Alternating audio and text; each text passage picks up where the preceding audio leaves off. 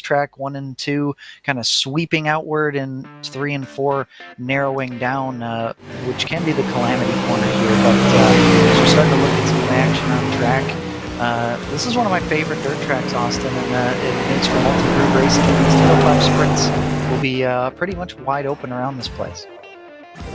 For sure. Well, we're going to get into qualifying here for event number 1 of tonight, the A&J Custom Creations 305 Sprint Series. Right now, this is the pre-race show presented by the Pitside Podcast. We're going to look at the championship standings in just a little bit here, but we see the first couple drivers right now getting out on track. You see Patrick Spangler starting to take his first couple laps, and Roger Craig. Speaking of Patrick, in just a couple minutes, once he's done his qualifying laps here, he's going to be our in-race reporter, so Kenny and I will be able to chat for him just really quickly to kind of get his thoughts on the racetrack, how it's preparing and getting, grippier or less grippy, depending on how the night goes. Watching Andy Patton here, one of the first drivers to take some laps out on track. Pretty interesting because Andy Patton was actually the first or the fastest in the practice session that these guys had. And he goes out and puts down a 15.011 so far. Spangler, look at that. First driver under the 15-second mark to take the first spot so far. These guys have 3 minutes to do 2 laps. So some dirt leagues like to have a 4-lap qualifying session. These guys put it down to 2, which makes hitting your marks a little.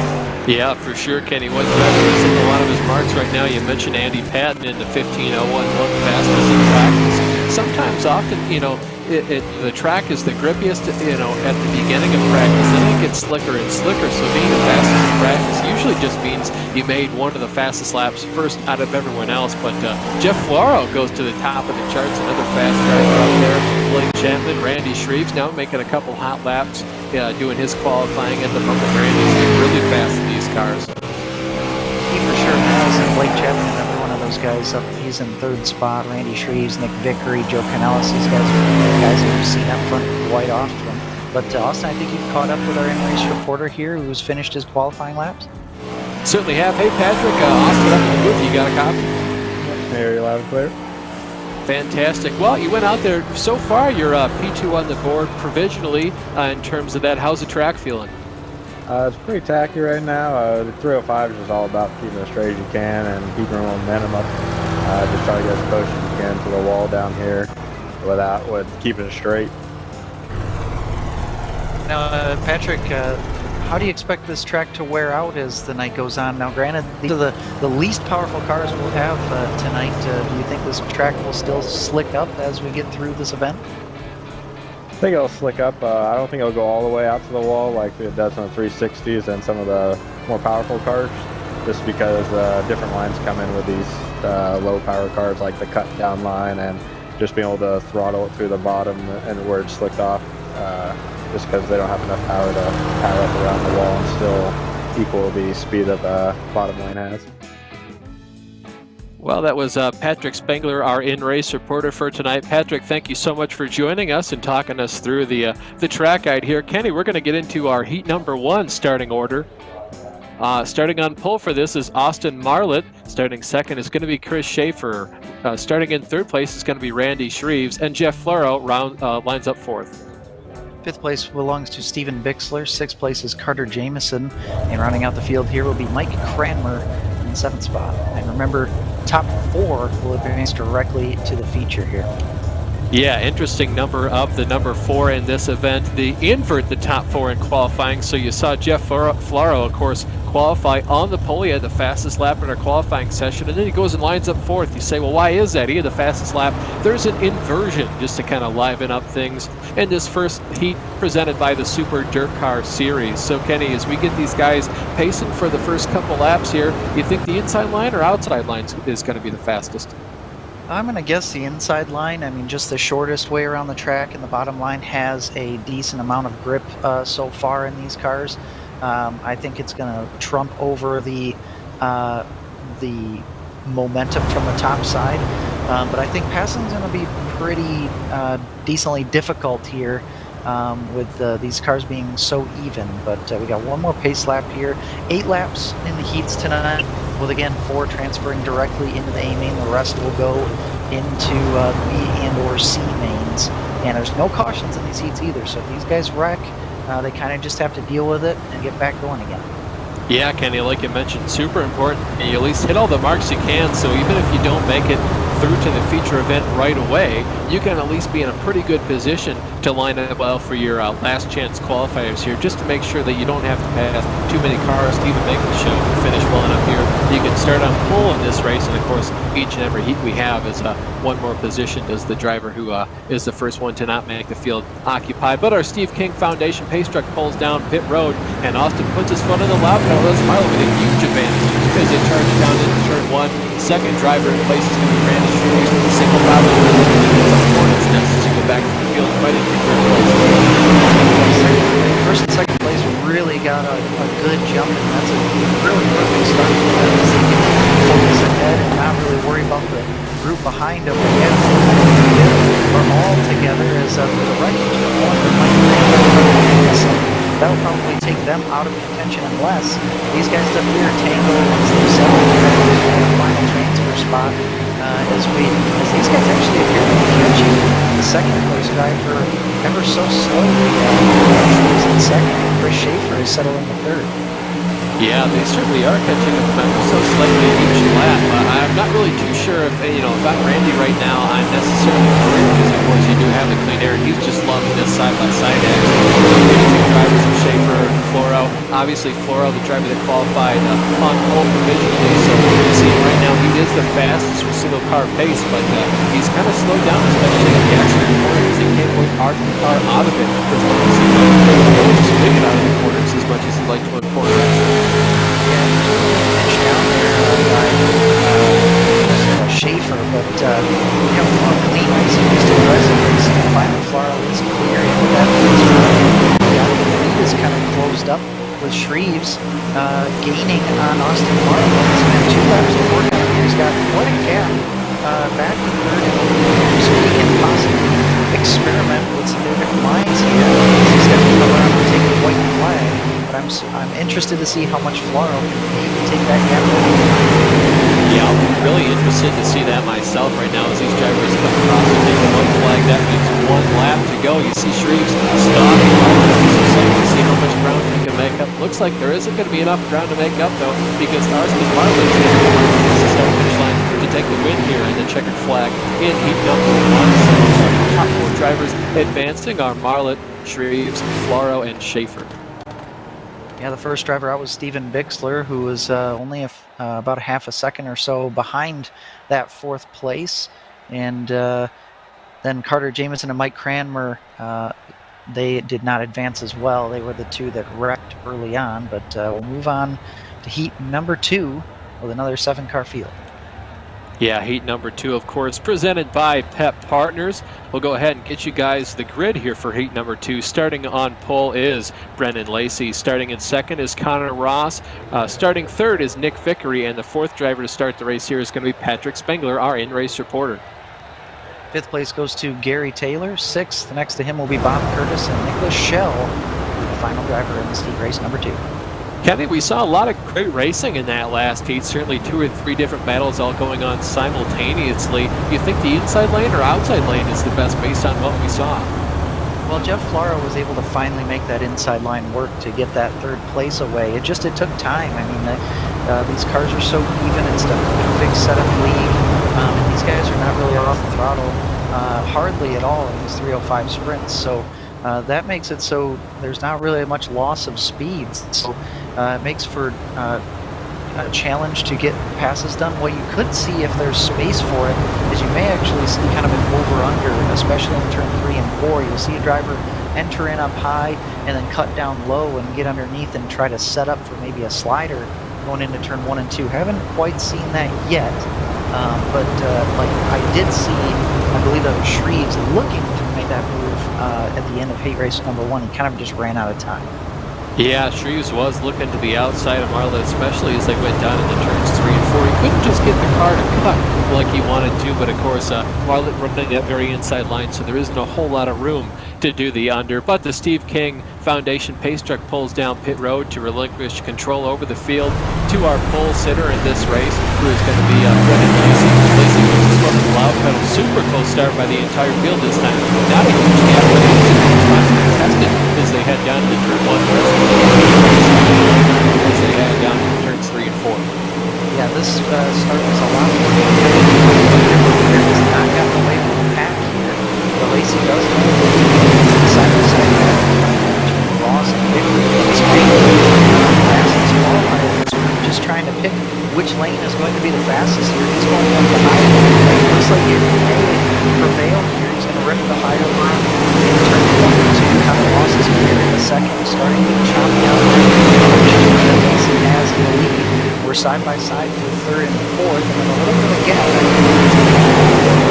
Yeah, Brendan Lacey's doing everything he needs to right now with that clean air. Ross is not going to let him get too far away. You see Aaron Grayson Porter Spangler on the outside right here. These are two drivers that are very competitive, very fast in all the cars we race, and each of them is they're just going to have it in side-by-side battle.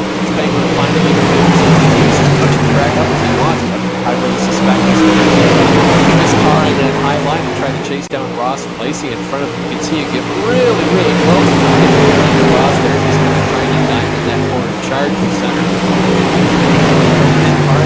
Was a little bit more conservative than one of the two. Ross is really close up the gap. As he starts to get checked up by the leader, Brendan Lacey, Spangler wants Ross taking a look on the low side, not quite side by side yet. These guys got about a lap and a half the top of the ahead of the rest of the field, but they're fine within each other. I wouldn't say so. Most of them are taking that flag.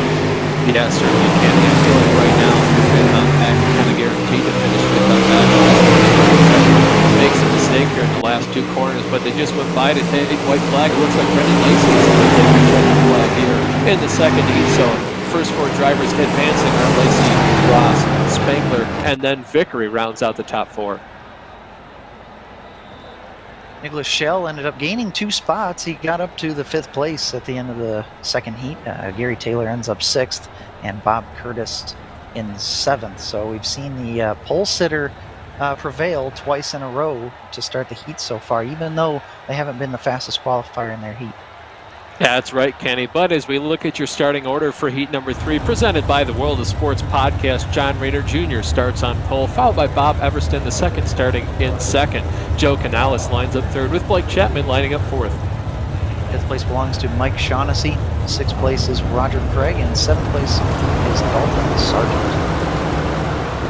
Well, Kenny, pretty good heats so far tonight. Both very good heats. Like you mentioned, though, the driver that started on pole has finished in the first position, so looking pretty good right now for John Raynor Jr. Do you feel like that's going to continue for him, or can Bob Everston put up a fight starting on that outside?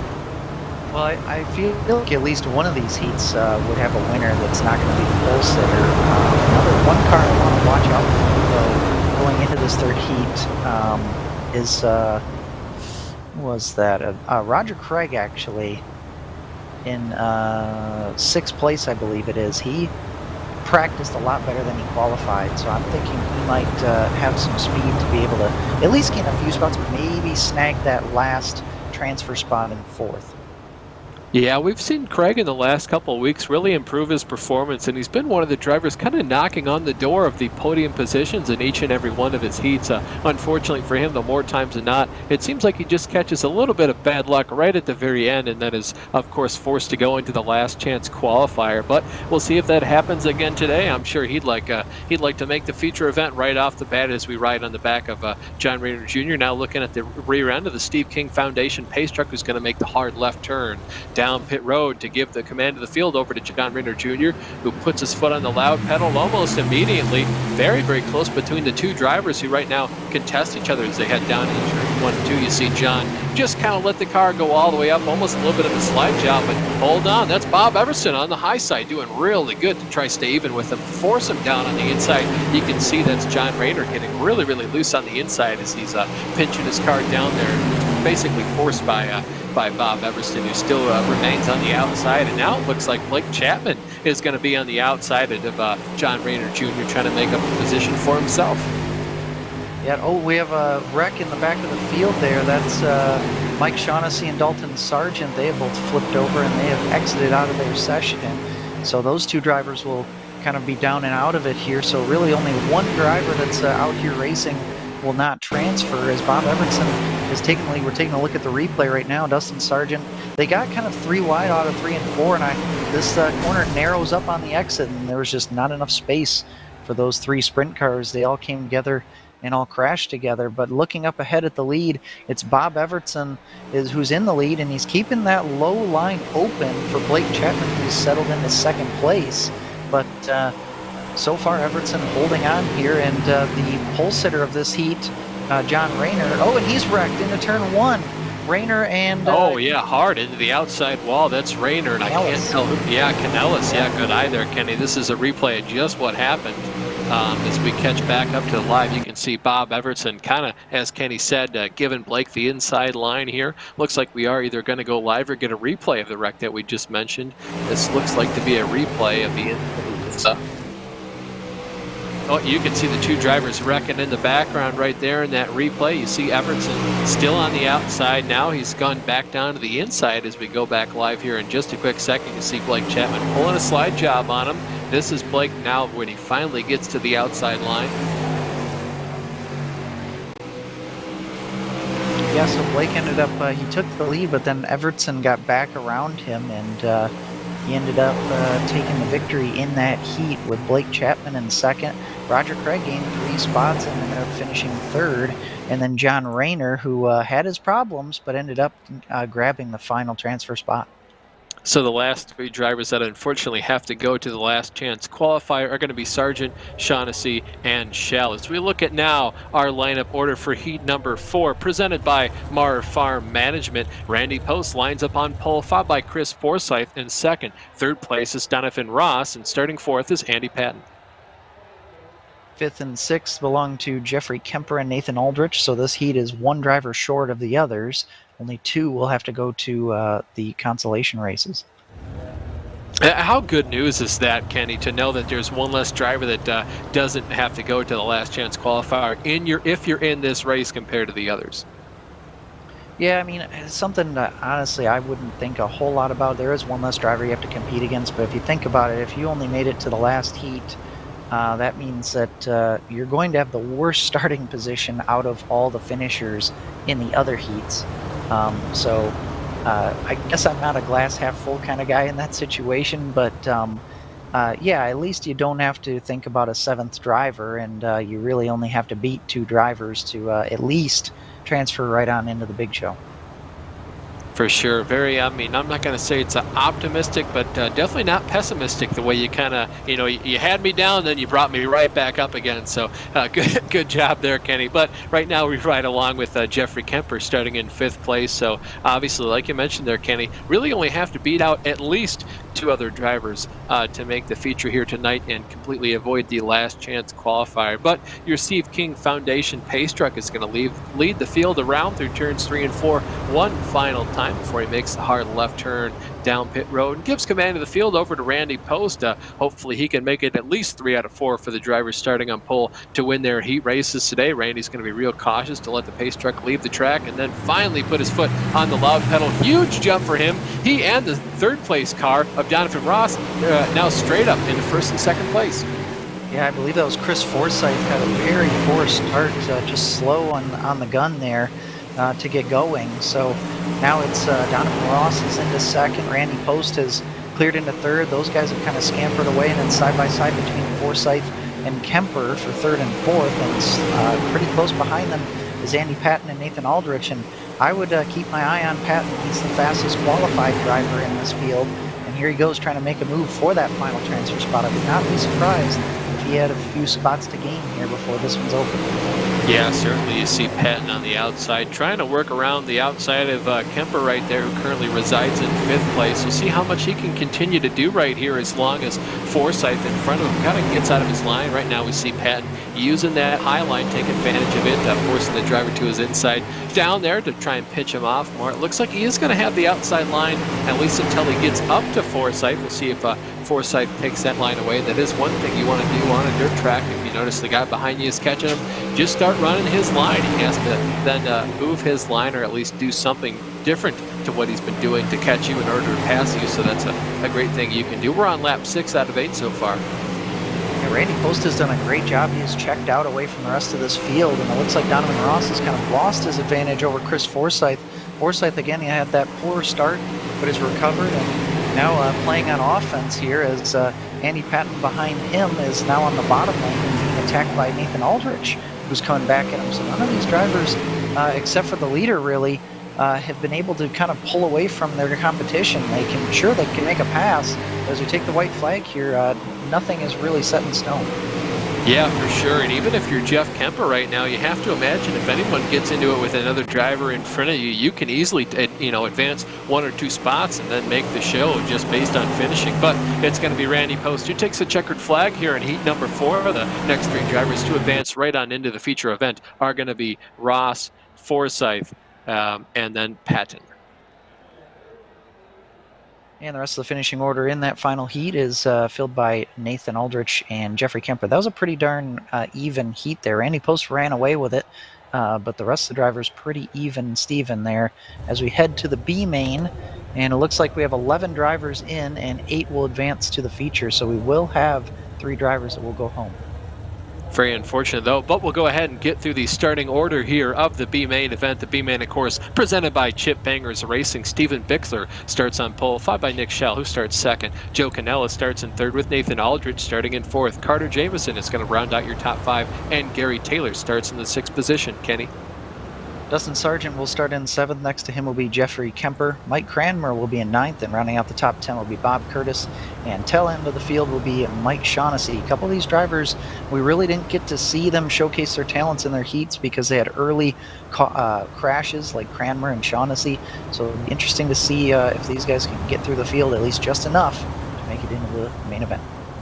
Yeah, I'm really interested to see what Mike Cranmer can do in this event. We've seen a significant amount of speed from him the last couple of weeks, so definitely going to be looking at him to make some power moves here in the beginning couple laps here. The field, of course, being led around by the Steve King Foundation pace truck. Just to give you guys at home some background on the Steve King Foundation, the Steve King Foundation was formed to help the dirt track racing community across the country by providing financial assistance to drivers, pit crew members, racing officials, track operations personnel, or the immediate families of those individuals who suffer serious illness, injury, or death. You can check them out at stevekingfoundation.org.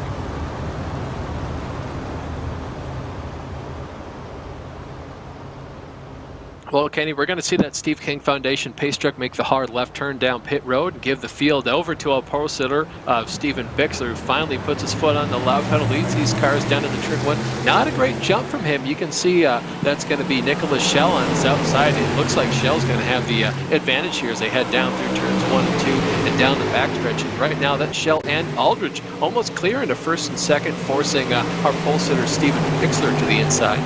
Yeah, maybe that bottom line is starting to go away as the pole sitter, as Bixler is still dropping back. He's into the top line now. But the top 3 now are Taylor, Aldrich, and Schell up in the lead. And I was going to say before this started, keep an eye on Aldrich and Canellas in there. But Aldrich, especially, he was playing offense there at the end of his heat, just didn't get far enough into the front of the field to advance automatically. But yeah, we're 2 by 2 back beyond top 5, but really close in a turn 1 between some of these drivers right around the transfer spot.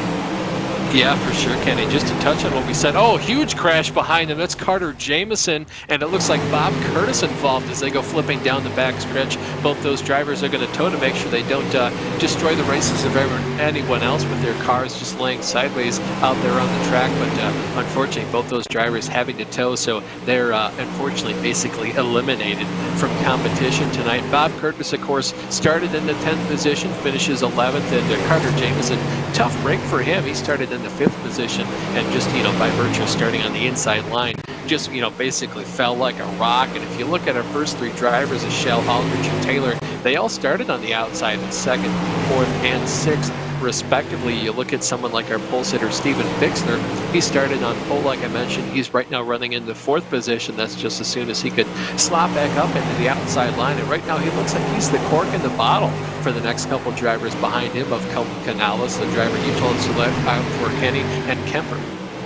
Yeah, that wreck there does two things. It spreads out the field a bit, and it also takes two drivers completely out of the equation, out of the three that are not going to make it out of this B main into the final tonight. And Mike Shaughnessy is that odd man out. He's trying to gain on Dustin Sargent, who's in that final transfer spot. We're looking up ahead at the lead right now between Nick Lachelle and Nathan Aldrich. And these guys might just try to play nice here. They could gain one more spot in the starting order of the A-main, but they're running away from the field and just trying to be smart about it, as this is the last lap. As we come around turn 3 and 4, Nick Lachelle will win it, followed by Nathan Aldrich, Gary Taylor, Steven Bixler, and rounding out the top 5 is Joe Canellis. Yeah, from 6th on back, it's going to be Cranmer, Sargent, Shaughnessy, Curtis, and Jameson, the last 5 drivers. And of course, the last 3 of those are the 3 that do not make it to our final event here. But Kenny, that means it's time for our warm-up. Means we get to talk to Patrick Spengler, our in-race reporter, here in just a couple minutes. But Kenny, why is this warm-up so important for these drivers who maybe haven't been on the track in so long? Well, the key thing here, especially in dirt track racing, is the track is going to change pretty vastly from when you did your qualifying to when you did your heat races and to now. And now is going to be the biggest indication of what it's going to be like in the feature race. It's going to wear out a little bit more as this warm-up happens, but we're seeing already that the line has moved up significantly, not all the way up to the wall, but it's moved up quite a few grooves, and it looks like that bottom line could be kind of going away, but it may lead to a slider line opening up. Yeah, for sure, Kenny. It's a good thing you mentioned that, too, because once the inside line is no longer dominant, that high side is where you want to be, we'll start seeing a lot more slide jobs happen because you get all that tackiness up there in the high line. But in the past couple weeks, we've seen guys like, like Blake Denman use that inside line and just kind of use that to roll all the speed he needs to through the corners and just kind of set his car up that way. So he, don't leave him the outside, leave him the inside. He does not care. He'll still pass you. But it does now give us an opportunity to talk to our in-race reporter, Patrick. Hey, Patrick, you got a copy? Yep.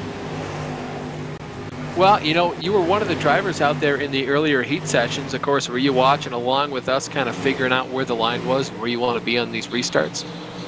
Yeah, I was watching and trying to see what's fast right now. It's hard in the heat race starting so far back with the invert with cars so close together. If it spreads out, which I don't think it really will, the slider line is pretty fast right now, and a cut down, but those are going to be hard to do if we stay bunched up. So hopefully it'll spread out some so we can try to make some moves. Yeah, I'm glad you mentioned that, Patrick, because you're starting basically right in the middle of the feature field in 10th place. What's your thinking and strategy going to be like when the green flag falls? Because you do have to try to make up spots, but you also have to kind of manage being in so much traffic. Yeah, probably at least the first couple laps will probably just stay around the top, just so if there's any wrecks, I try to keep my car clean and hopefully gain some positions that way. But just try to keep the car clean and pick off 1 and 2 until we can get spread out and really get some runs going.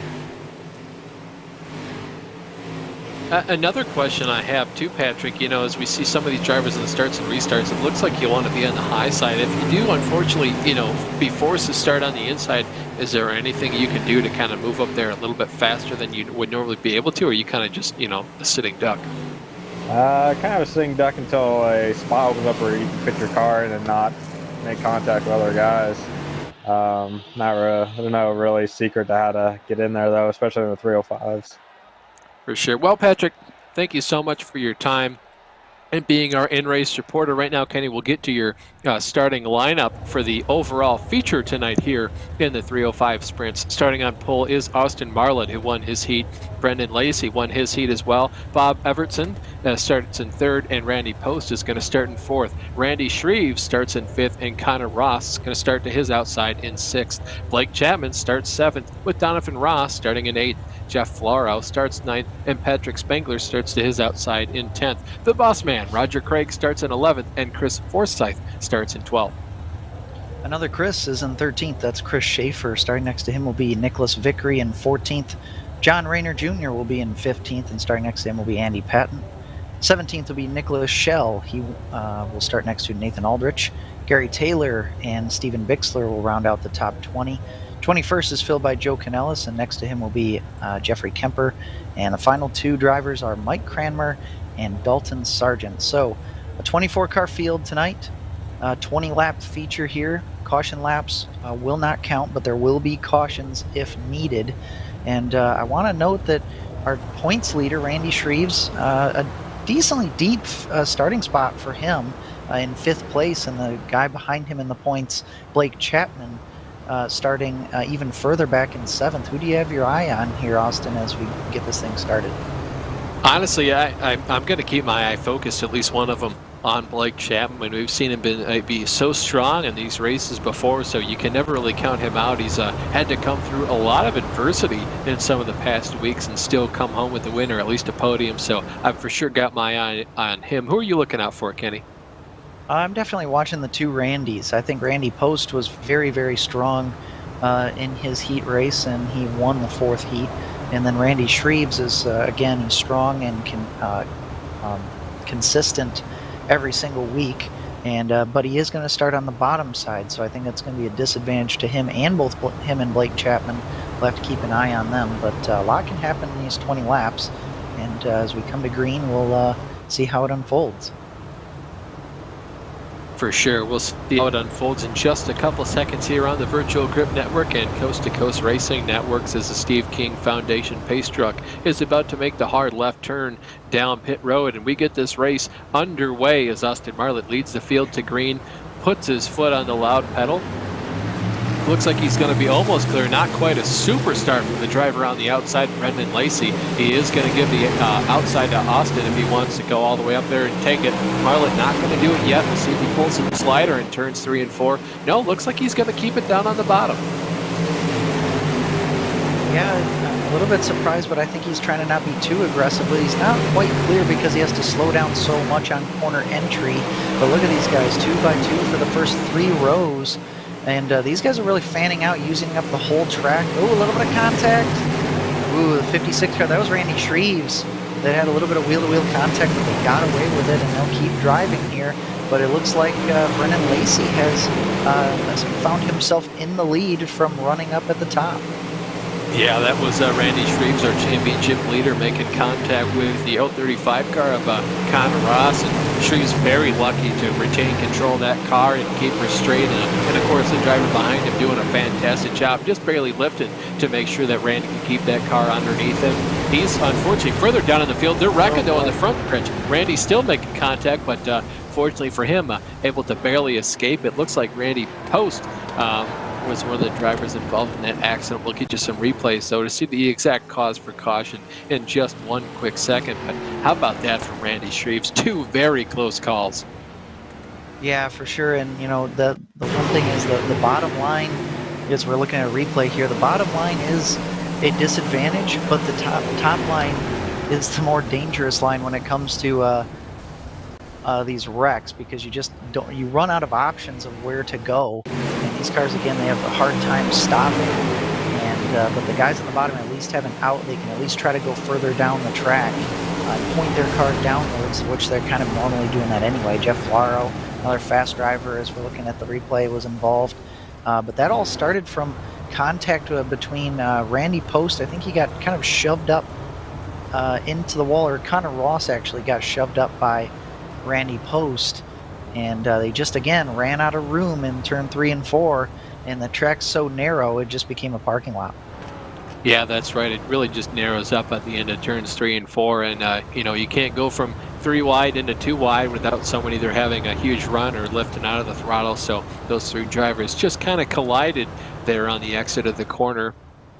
Currently on lap 5 out of 20, you see the lights still on atop the iRacing Pace Truck or Steve King Foundation Pace Truck for tonight. So that means we'll have another lap of caution at the very least. They finally turn off as he crosses the start-finish line. So one more lap of caution, then we'll go green next time by. Kenny, who's impressed you the most so far?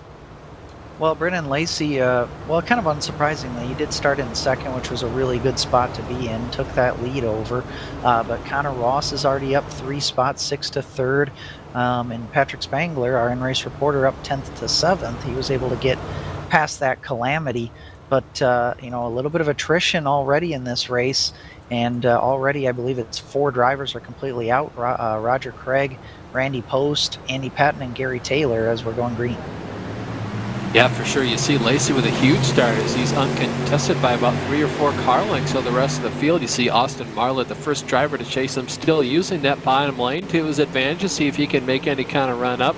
Then it's Chapman, Ross, and Shreves. They're going to complete your top 5. Then they're 2 wide on back for basically second place, kind of Noah's Ark style down through the rest of the field. Some drivers on the top, some drivers on the bottom. The top side still looks to be where you want to be given, you know, the kind of runs these guys are getting, but you can obviously, if you do have a little bit more talent than the rest of the field, you can kind of make that inside work as Austin Marley gets very sideways out of turns 3 and 4. Yeah, he had a good entry to turn 3, but he got a little bit squirrely in the middle of 3 and 4. He kind of stacked up the field behind him a bit, and now he's going to go up to the top. He wants something a little bit more comfortable as the field's kind of stacking up behind him. He tries to run down the leader here as we're on lap number 9, and now Blake Chapman goes to the bottom. That could be risky because there's a freight train up above him, and it looks like Randy Shreves might be trying to look through the middle along with Patrick Spangler.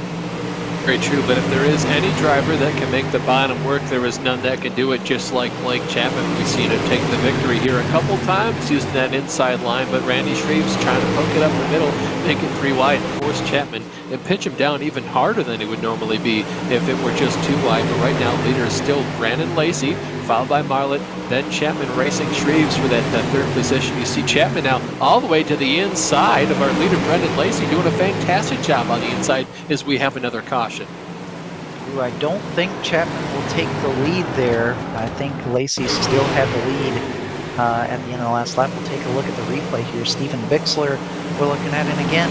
It's a case of the track narrowing up. A driver was up high. He was at the top of 4 wide, and Bixler did a good job giving everybody else room, but at the same time, he himself ran out of that room, ran into the wall, and collected another driver with him. So that wreck could have been a lot bigger than it was, but again, turn 3 and 4 is the tricky area here at Volusia. For sure, Kenny. That's one of the things you mentioned even at the top of the broadcast, just how much this track narrows up at the end of turns 3 and 4. You can see, you know, even by all these camera angles, it really gets, you know, probably about 1/3 of the way wider as soon as you go into these corners. So it really is kind of scary when you come out of the corner. The track is so wide, you have all this room to play with and jockey for position with, but as soon as you get out of the turn, that wall comes up super quick, and I know it's bit me a couple times myself, and certainly you just saw it catching Bixler out there just a little bit, made contact with the outside wall, and unfortunately pretty much put a damper on his race and the race of one other drivers. Yeah, and the reason being is that this, again, is a D-shaped oval, so the backstretch is the kind of curved shape of the D, so that opens up the track. Well, the front stretch is kind of the straight part of the D-shaped oval, and that part, that's where it narrows up because the wall has to kind of go from a curve and then turns into being perfectly straight, and that's that narrowing part that we talk about here. But we are single file restarts in this league, and Brennan Lacey has control of the field here, and we're halfway through this feature. Yeah, that's right. One of the advantages of every single restart is, you know, as a leader, you don't really get lane choice, but it is single file, so there isn't really a line to contest you if you didn't. But iRacing Pace Truck pulls down onto pit road, gives command of the field over to Brendan Lacey, puts on his foot on the loud pedal, is now clear by a kart or two. Not as much as he was in the last restart, but of course doing the very best he can. And looks like Blake Chapman forced to give back both first and second position based on how the caution fell out, where he was positioned at that point. Don't look now, though. Randy Shreves to his outside, trying to use the high line right now behind Marlett. Yeah, he's got a two-wide situation up in front of him, Marlett up at the top, and it looks like Shreves just trying to drive where everybody else isn't. Kind of trying to shoot through the middle, and now Chapman is clear in the second, and he has that spot officially. Shreves now dives to the bottom on Marlett. Ooh, a little bit of a checkup in the background, and we do have a caution. And I'm tracking back to see who it is. I think it's John Rayner, possibly. John Rayner is involved. It starts with Spangler. Looking to see the replay. Yeah, Patrick. Yeah, I think Patrick slows down just a little bit, and then he's tagged by the driver behind him. And of course, once you're sideways like that, the car has to come to a complete stop before you can hit the escape key, get the tow back to pit road. So he just couldn't do that fast enough before other drivers were on him, like white on rice, as it would be. And just no way to change direction in a car that fast, especially not on dirt. Even on asphalt, I think you'd be pretty hard pressed to avoid a car when you come up on him just that fast, and he's stationary like that on the track. So, but good news for our leader, though. He still gets to remain out in control of the lead. Unfortunately for him, a second place right now belongs to Blake Chapman. Blake making up a position under that last green flag run. And don't look now, but championship leader Randy Shreves is in fourth position. So he didn't make up another position, but I kind of have to assume he'll be the next one chomping at the bit of Marlett to take away that last spot on the podium. Yeah, and Chapman's been impressive because he actually started a couple positions behind Shreves, and now he's a couple positions ahead of him. And Shreves has obviously been fast, but has just not been able to make the passes happen before the cautions have come out. And we'll have about 6 laps to go as we get started here. And Chapman's going to be hungry immediately here, and I think Lacey's going to be feeling that pressure right away. We'll see how he deals with it and what line he decides to pick. Remember, Chapman's been so strong on the bottom, so it's going to be hard for Lacey to choose. Yeah, for sure. Kind of, darned if you do, darned if you don't choose the outside versus the inside. Blake's someone that can certainly get it done on the top or the bottom, but we'll see what happens as the Steve King Foundation pace truck pulls down pit road. You see Austin put his foot on the gas. We're back racing here at Volusia. Diving down into turn 1. Ooh, Austin Marlett got way out of shape there. He's going to lose third spot to Randy Shreves, and that's going to pull the top 3 drivers away from the rest of the field slightly. Chapman looking for the lead, but now Chapman has to worry about Randy Shreves. Right behind him is they're 3 wide for 4th. Oh, and the leaders stack up, and that's going to be a huge wreck down to 1 and 2. Randy Shreves is involved. Cars flying through the air, and we'll have to take a look at the replay there. Here we go into turn 1 and 2. Randy Shreves, we're looking at in a little. It was just a checkup by the leader, Lacey. I think he might have clipped the inside wall. And when you're the leader and you have a train of cars behind you, that is going to be a huge stack up, and that's exactly what happened. Yeah, that was involving most of the field there. Very unfortunate for our leaders in that situation. We'll have to see just how the field kind of ends up from this whole wreck, but Blake Chapman looks like he's going to take huge advantage of that. Looks like Marlett right now running in second. Of course, that's how they stack up behind the Steve King Foundation pace truck at the moment. We'll have to see how the flag sorts out. Scoring and timing a little bit different right now because the caution laps aren't counted. So you see that ticker right now just having a little bit of a stroke in the upper left-hand part of your screen, but should get itself sorted as soon as we go back to green and get the race back underway for the last 2 or 3 laps of the competition here. Yeah, and that's going to put an end to, I believe that's, Brian Lacey. It's going to put an end to his night. So that's a real shame. He ran a great race. He just made that one mistake, and late on the going, can't make mistakes like that one, especially when you have the point leaders right behind you. But be interested to see if there's any drivers that are kind of staying out there with their damage. Quite a few drivers were involved in that, and Blake Chapman here is going to all of a sudden find himself as the leader with it will be 4 laps to go when we take the green, and the field behind him is quite a bit different from what we saw just a few moments ago. Yeah, vastly different from even just one lap ago under green. That was certainly a huge wreck. You see a lot of drivers manually disconnecting from the surface, so very unfortunate for them. You see a number of them also going one lap down just because, of course, having to tow from all that. But that means we now have a new leader, Blake Chapman, of course. So the Steve King Foundation pace truck pulls off the track, gives command of the field over to Blake. He rockets down into turn 1 and 2. Huge advantage by about 2 or 3 car lengths over Marlin before he makes the turn into the corner as they're wrecking again, Kenny. Looks like Randy Shreves tumbles into the center of turns 1 and 2, facing the wrong direction right now on his lid. Yeah, it looks like what happened there is Shreves went to the outside of Donovan Ross right at the get-go of the green, which is legal. You can pass on the high side on these single-file restarts, and Ross kind of moved up on him as soon as Shreves got to his outside, and that kind of booted Shreves right into the wall, and Shreves went for a ride.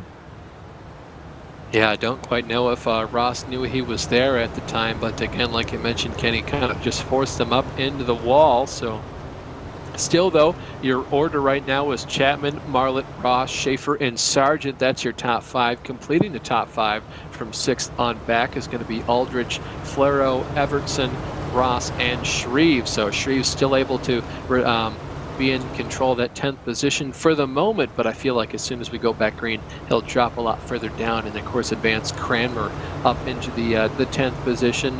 Good run for Flora, though we saw him involved in an earlier incident. We saw him qualify on pole, be the fastest driver in the time trial, so doing a great job to come all the way back up to 7th position at the moment. Yeah, and it looks like Nathan Aldrich actually pulled off the track and has quit the server. So he had some damage from the previous wreck, and I don't know if maybe he thought it was going to be undrivable, or maybe his car blew up under pace laps or something. But his car definitely didn't look right. So that's going to take him out of the running. But yeah, Chapman leading. Marlett's had a good run. He stayed up near the front all night long, and Connor Ross is now in the final podium spot here, as we'll have 3 laps to go this time by. 3 laps to go. Lights finally out atop the Steve King Foundation pace truck as he pulls down pit road, and now the command of the field is in the hands of Blake Chapman, who puts his foot on the throttle, rockets down into turns 1 and 2. Has again, it's kind of a similar lead to the one he had last time in this same position. So, you know, pretty consistent for that driver, but not really catching Austin Marlett out too much. Sleeping, of course, but it is still Chapman, Marlett, Ross, Schaefer, Evertson as they're wrecking in the back right now. No caution at the moment. Still green.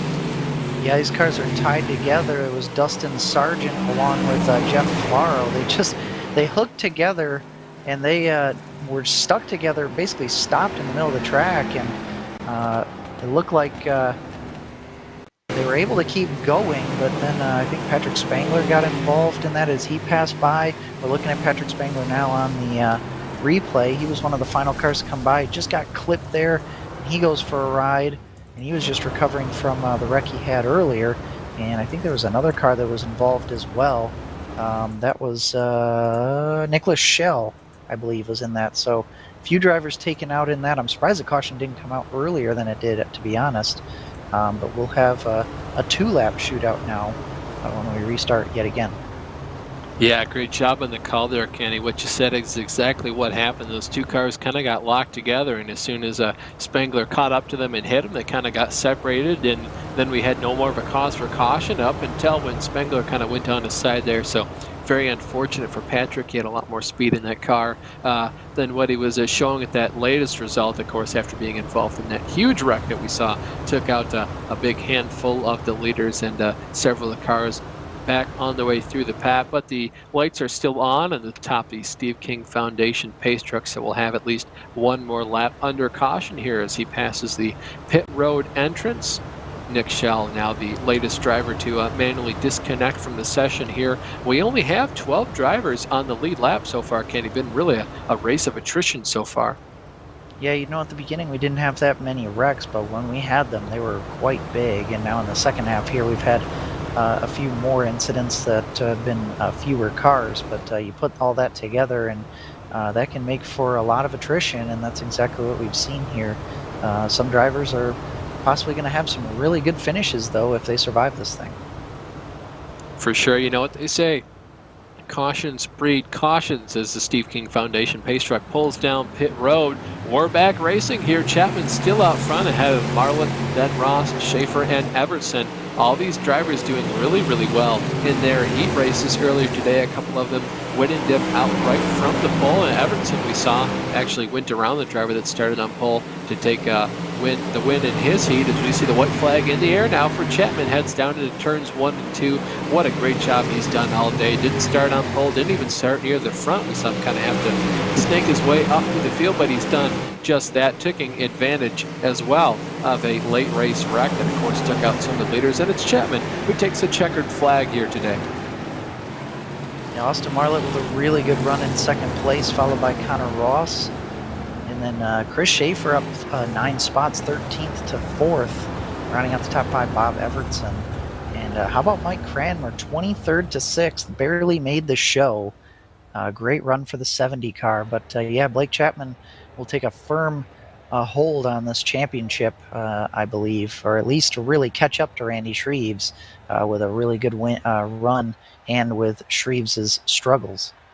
For sure, but we'll go through the feature results here. Blake Chapman, obviously your winner, like we just mentioned. Austin Marlett finishes second. Connor Ross rounds out the podium with Chris Schaefer finishing fourth. Bob Evertson rounds out the top 5 with Mike Cranmer up from 23rd position, like you just mentioned there, Kenny, finishing in 6th position. 7th place goes to Donovan Ross, with Jeff Luro finishing in 8th. Jeffrey Kemper and Roger Craig are going to round out the top 10, with Chris Forsyth and Andy Patton finishing 11th and 12th respectively. Yeah, the rest of these drivers victims of attrition, at least one lap down. Joe Canellison 13th, Steven Bixler 14th. The last car one lap down was Randy Shreves, and up 15th, a disappointment for his standards.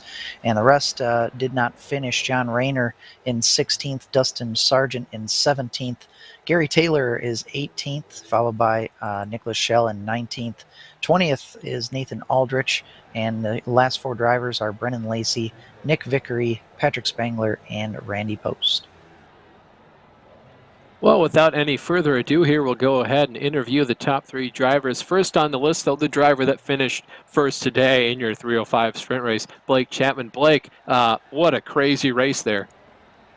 Yeah, that race might not look the best on the broadcast. Lots of big wrecks that happened in that race. The game plan coming in was just to stick it to the bottom, and even though the bottom maybe wasn't the fastest way around the whole time, it helped me survive, that's for sure.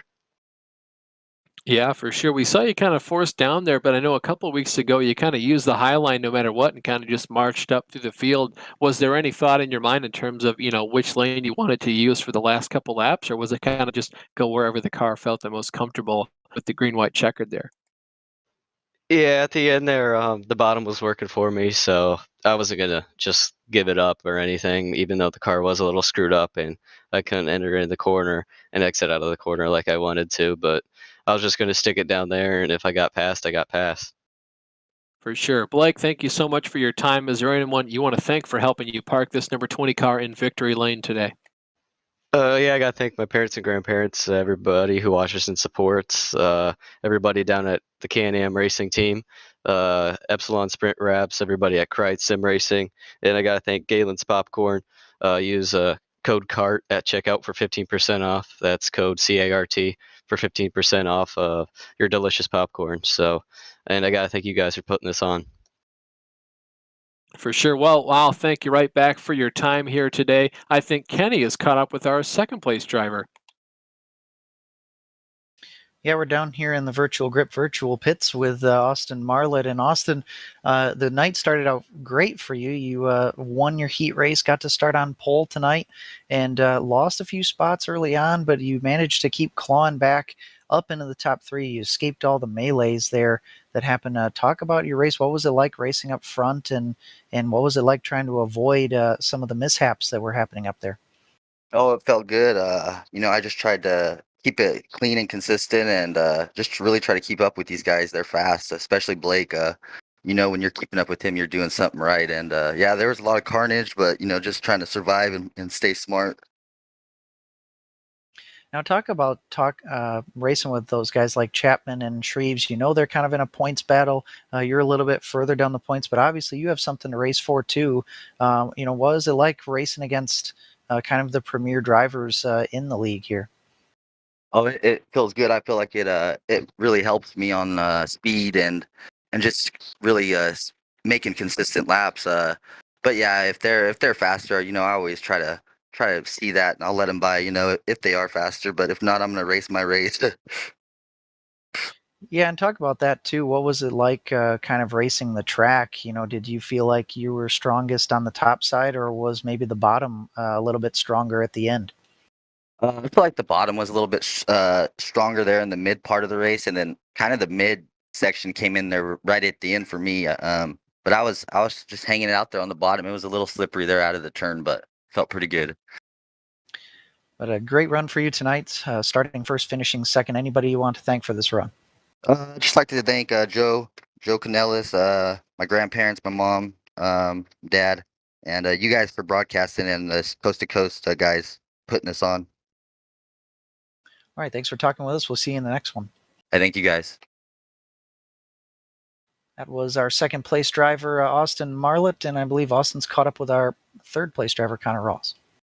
That's certainly right to have. Hey, Connor, doing a great job out there today. We saw you make it. Wasn't the easiest race. You made some contact with other drivers. It was a real hornet's nest out there today, but brought it home P3, rounding out the podium. Great job, man. Yeah, thank you. It was definitely a pretty tough race, but we kind of just stuck to the game plan there. And once the bottom started rolling in there, we went down there. And all in all, it was a great race. For sure. Did you know the bottom was going to come in towards the end as well as it did, or was it kind of just, hey, I think I can use that? I knew it was going to come in, and I knew Blake Chapman was going to be the first one to figure it out. And I didn't know it was going to come in that well, though. Especially with the crates, you just want to keep it wound up, but you really couldn't get anything done at the top at the end. So it wasn't follow the leader, it kind of was, but you just waited for someone to slip up, make a mistake, and show your nose.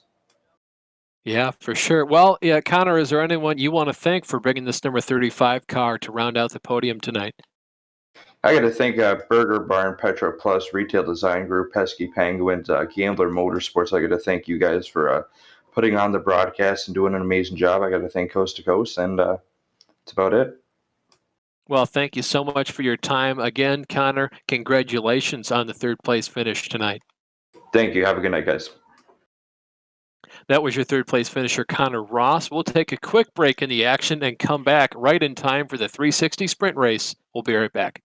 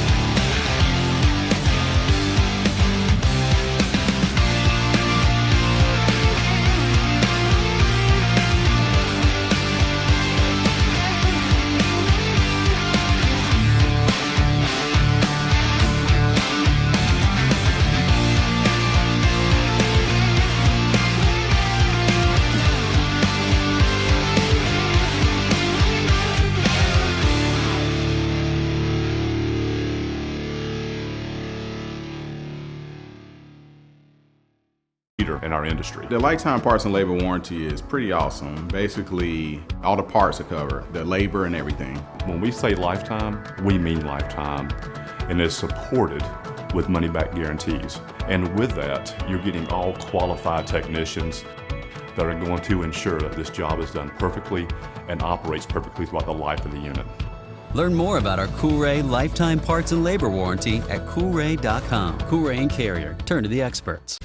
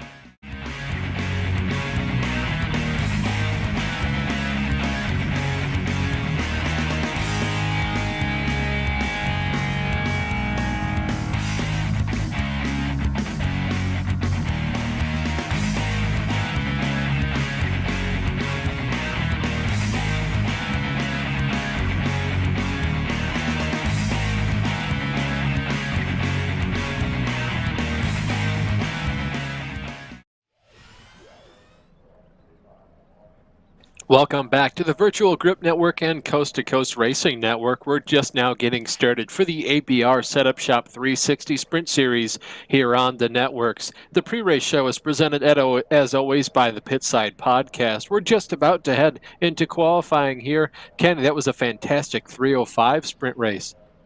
Yeah, it was really competitive. There was some different drivers up towards the front, and but one of our regulars ended up on top there, Blake Chapman. But these 360s are a whole different animal. Going to have a lot more off throttle time, a lot higher speeds, and a large field trying to make this 24 car feature event. So we're getting started with qualifying. 3-minute session, 2 laps to get your laps done.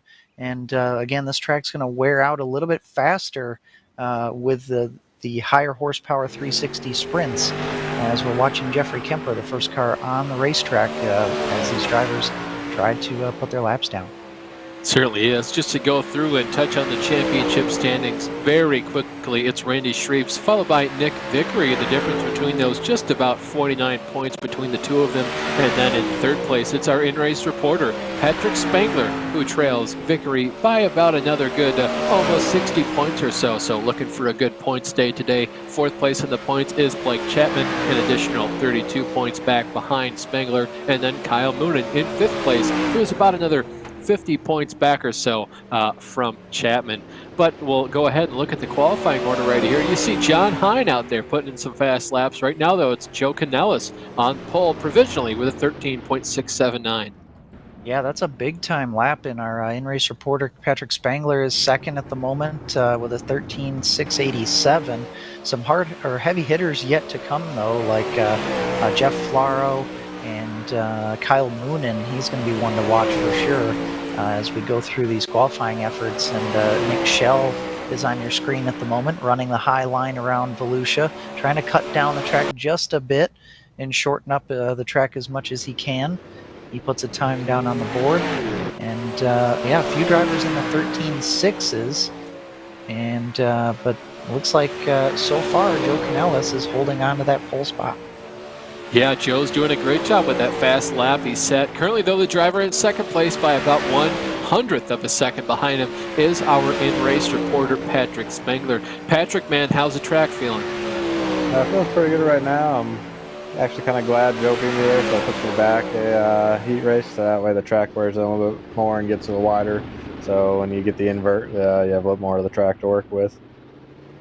So Patrick, do you, aside from the invert, do you like a more worn-out track in general? I do, especially in the fixed races, because if it's tacky, then everybody's at the same speed. You're battling for about a foot of the track. Just everybody wants the same real estate. When it gets worn in, it widens track out, opens up more lanes, and you have a better chance to get up to that first or second to start firing the A main. For sure. Well, Patrick, we have about 10 more seconds left in qualifying, so we'll put you on your way back here into the races. Good luck tonight, man. Thank you. That was our in-race reporter, Patrick Spengler. Right now, it looks like the qualifying order is set, so we'll just go right into the heats here. It's important to note that we invert the top 4 drivers starting in every heat, just to spice things up a little bit as we go now to our Heat 1 starting order. Heat 1, of course, presented by the Super Dirt Car Series. Starting in first place is Randy Shreve. Starting second is Steven Spies. Quite the rhyme between the two drivers. Mason Coffey starts in third, and Joe Canella starts fourth. Nicholas Schell will be in 5th place. Starting next to him is Donovan Ross, and the final row will be Carson Nicholson and Taylor Wineland. So a mix of drivers that we've seen racing already in the 305s, plus a few drivers that we haven't seen yet tonight. So, but some quick ones for sure. But we'll have to see what Shreves can do here. I think you'll see a little bit more passing in these 360s than the 305s in their heat races, because that track's going to wear out a little bit more. And these drivers are going to have to get out of the throttle a little bit more than in the 305s. For sure. It's also going to be a little bit higher riding for a lot of the drivers. I know John Hine usually mentions that.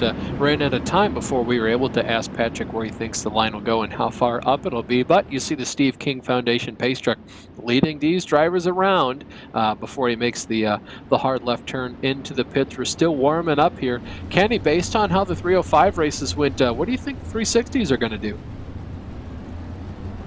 Well, I think the track's going to widen out a little bit more, or a little quicker, I think. But these guys are still going to fan out. You're still going to see drivers try all 3-4 lanes if there is a fourth. But I'm really interested to see Randy Shreves here. You know, he didn't necessarily have the greatest qualifying effort, but that actually put him in pole for this heat race. And we know how fast he is in these sprint cars. So we'll see if he can take advantage of the track position and win this first heat. Yeah, for sure. Quite the opposite finishing position compared to where he was in the 305 sprint event. But Steve King Foundation pace truck pulls down pit road. You can see these cars really getting all dog tracky as they head down into turns 1 and 2 with Shreves from Spies, from Canellis, from Ross, Coffey, Schell, Nicholson. Rounds out your field right now. These cars are going everywhere, all over the track. Single file for the moment, though. Shreves leads lap number 1. Spies has settled into second place. Remember, 4 drivers will advance directly into the feature event tonight, and it's side-by-side for 3rd and 4th. It's Joe Canellis and Donovan Ross going after that. Remember, Ross had a great run in the 305s tonight in the podium position. Right behind him was the pink and white car of Mason Coffey in 5th. We're trying to figure out where to go. And I'm already seeing a slider line there from Steven Spies. Oh, hard contact. That's the 24 car into the wall of Mason Coffey. You just mentioned him looking for any kind of room. He could get hard contact into the wall after he was touched just barely by Nick Schell. We'll get the replay of that. This is the going down the backstretch. You see the 5 car to the inside, and then Mason just gets a bit better of a run compared to these 2 drivers. And you see they just make contact going down the front stretch there. So Coffey into the inside wall, and it looks like a Canellis into the outside wall. Yeah, both of those drivers basically out of contention now as we start the final lap here. Or no, this is eight lap heats, my bad, not 6. Randy Shreves has got himself out in the lead, and the field is stretched out a little bit here. Spies, Ross, and Shell pretty much by themselves. Carson Nicholson with a little bit of a problem into turn 1. He'll keep it going, but he's going to be back into 6th place as Canellis will take that away as we start the final lap. Yeah, you can see Shreves with about a 4/10 of a second lead over second place Steven Spies. Doing a great job tonight. Just kind of, in advantage where he wanted to be, just kind of taking advantage of the first starting position, as he is going to take the checkered flag ahead of Steven Spies, Donovan Ross, and Nicholas Shell.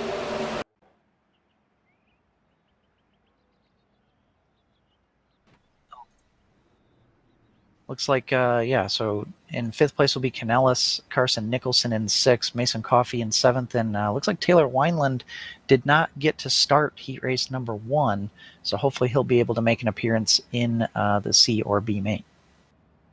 But we'll go ahead and give you guys at home your starting order for heat number 2, presented by Pet Partners. John Hine of Gambler Motorsports starts on pole, followed by Brandon Dittmer in 2nd. Nick Vickery starts 3rd, with Patrick Spengler lining up 4th. Zach Chapman will be in 5th place, followed by Barry Goldner in 6th, and the final row is Mike Cranmer and Bob Evertson. And Evertson was having some connection issues, but I think he did make it into the server. He is on the grid, so hopefully he'll be able to stay in there and race towards the front.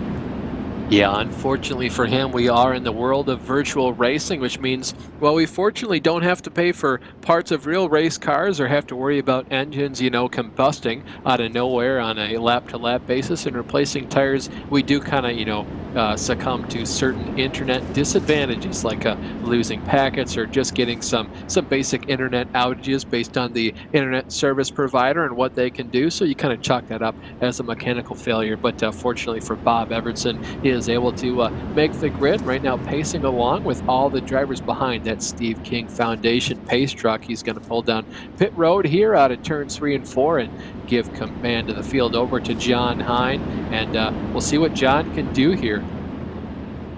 Yeah, this is kind of the battle of all of our in-race reporters. We've had John Hine, Nicholas Vickery, and Patrick Spangler as our in-race reporters, and they're all in this heat race. As we take the green flag, John Hine leads them down a very good jump for the top 3 drivers, and Hine goes for the slider line right away. Very aggressive. Maybe some contact, very narrow between Brandon Dittmer and 2 drivers, though, getting involved in the background. That's Evertson and Cranmer. Both those drivers are making contact with the outside wall. Cranmer already making the toe to pit road. Looks like Evertson able to continue, but both those drivers, unfortunately for them, making heavy contact. But you see Spengler all the way down on the bottom, trying that slider line. Unfortunately for him, though, he has to pinch that car back down to the bottom, make sure he doesn't make contact with anyone else. Tries to do that enter high, cut back down low line on the exit of turn 2. Still Hine out front by half a second over Vickery, then Spengler, then Dittmer round out. The drivers advancing right now. Oh boy, that was really close there. Vickery was in the middle, had maybe some slight contact with Spangler. They're going to keep going though. Zach Chapman now closing the gap on Spangler for that final transfer spot, and Dittmer trying to close in on Vickery. Vickery did a good job pulling the slide job between 1 and 2 a lap or 2 ago to get 2nd place. John Hine is really loving all these battles as he can possibly run away. Ooh, narrow contact there between Dittmer and Vickery as well. These guys are really going at it with 3 laps to go. Yeah, that was a bump drafting, almost like you'd see at the high banks of Daytona, just a couple miles still in the state of Florida from this track. But you see John Hine kind of lost the rear end of the car, forced to chase it back up the track. It looks like that car is really ill handling for him right now. Vickery, though, all over his tail in this battle for who is indeed the best in-race reporter. You can see Vickery with the slide job. Hine tries to do the over-under. It's the white flag, 1 lap to go. Hine pulls the slider down into turns 1 and 2, forces Vickery to stay on the inside there. Vickery does the comeback, still in the lead. Hine tries to follow him off with another slider as they head down into turns 3 and 4, but it's just not enough. Vickery takes the win here in heat number 2, followed by Hine, then Dittmer and Spengler rounds out the drivers advancing. Yeah, that was a really good battle there between those drivers. Vickery did a great job gaining 2 spots in his heat to win that one. And Zach Chapman, Barry Goldner, Bob Evertson, and Mike Cranmer are the drivers that will not advance and will have to go to the consolation race as we get ready for heat number 3. Presented by World of Sports Podcast. Lining up on pole is Chris Berger with Brian Dickens starting in second. Connor Ross is going to round out your podium starting positions with Kevin Fry starting in fourth. 5th place belongs to Brennan Lacey. Starting next to him is Roger Craig. And the final row belongs to Jeffrey Kemper and Chris Forsyth. So that's your starting order here for heat number 3. Should be a very interesting one. We'll see if Lacey can have the sort of good luck he had in his heat race and then for the most part of the 305 sprint race. But of course he has a lot of ground to make up to finish where he did in his heat race and then start where he did in the last feature event. But right now the field's still behind the Steve King Foundation pace truck as we have yet another caution lap before we go green. Kenny, who have you got your eye on so far? I mean, I'm keeping my eye on Connor Ross. Yeah, he's the second best qualifier in this group, and he is going to start on the low side, but he's been strong all night. He's got that momentum from the 305 race, and even though the cars are different, momentum is momentum, right? So he's got that on his side. So I think his confidence is going to help him here in this heat. For sure. We'll have to see how that plays out here as the Steve King Foundation pace truck leads the drivers through turn 3 and 4 for the last time in this heat number 3. And then we have 8 laps to decide who of these 8 drivers gets to advance into the feature event. You see Berger puts his foot on the loud pedal and accelerates down into turns 1 and 2. But it's actually Dickens on the outside who retains control of the lead. Takes control, I should say, as they head down the backstretch. These guys are a hornet's nest as they head down into turns 3 and 4. Contact between the 2 drivers on the high side. I believe that's Kemper and Fry. Fry, unfortunately, all the way up at the top of the track, almost leaves the racing surface completely. Yeah, those guys just ran out of room. They kept washing up and up and up the track, and as a 3 abreast group there, and eventually they just ran out of room, kind of tangled together, and Fry ended up getting a short end of the stick there, and that's really spread this field out as Brian Dickens had a wonderful start, as you said, and got up into the lead with Connor Ross now settled into second place. Brennan Lacey in third, and that final transfer spot being battled between Chris Forsyth and Roger Craig. That was near contact in the 1 and 2. We'll keep our eyes on this battle as it's the really only side-by-side battle going on. Near contact again on turn 4. Yeah, you can see Forsyth bounced off the wall, trying to save the car, almost back down to the inside and hitting Roger Craig. These drivers fighting for the final transfer spot. And as soon as Forsyth was forced to make that mistake and kind of have to save the car, now he's under attack from Jeff Kemper in 6th place right now, fighting to be the first driver to not advance. Of course, these guys fighting over starting spots in the last chance qualifier, Ken. And remember, Kemper was one of the drivers who had some contact at the beginning there, and he's trying to recover. But Brennan Lacey's the only driver, Brennan Lacey 5th to 3rd and Roger Craig 6th to 4th. 2 drivers who started on the outside looking in, who are now on the inside of the feature drivers as we take the white flag, and dominant performance from Brian Dickens. Yeah, Dickens, of course, comes down the backstretch for the final time in this 3rd heat, and now he goes onto the front stretch and takes the checkered flag, winning heat number 3. The drivers advancing with him right away automatically into the feature event are going to be Ross, Brendan Lacey, and Roger Craig, the boss man. The drivers not advancing will be Chris Forsyth, Jeffrey Kemper, Chris Berger, and Kevin Fry, who had that accident early on. So we have one more heat to go here. Heat race number 4.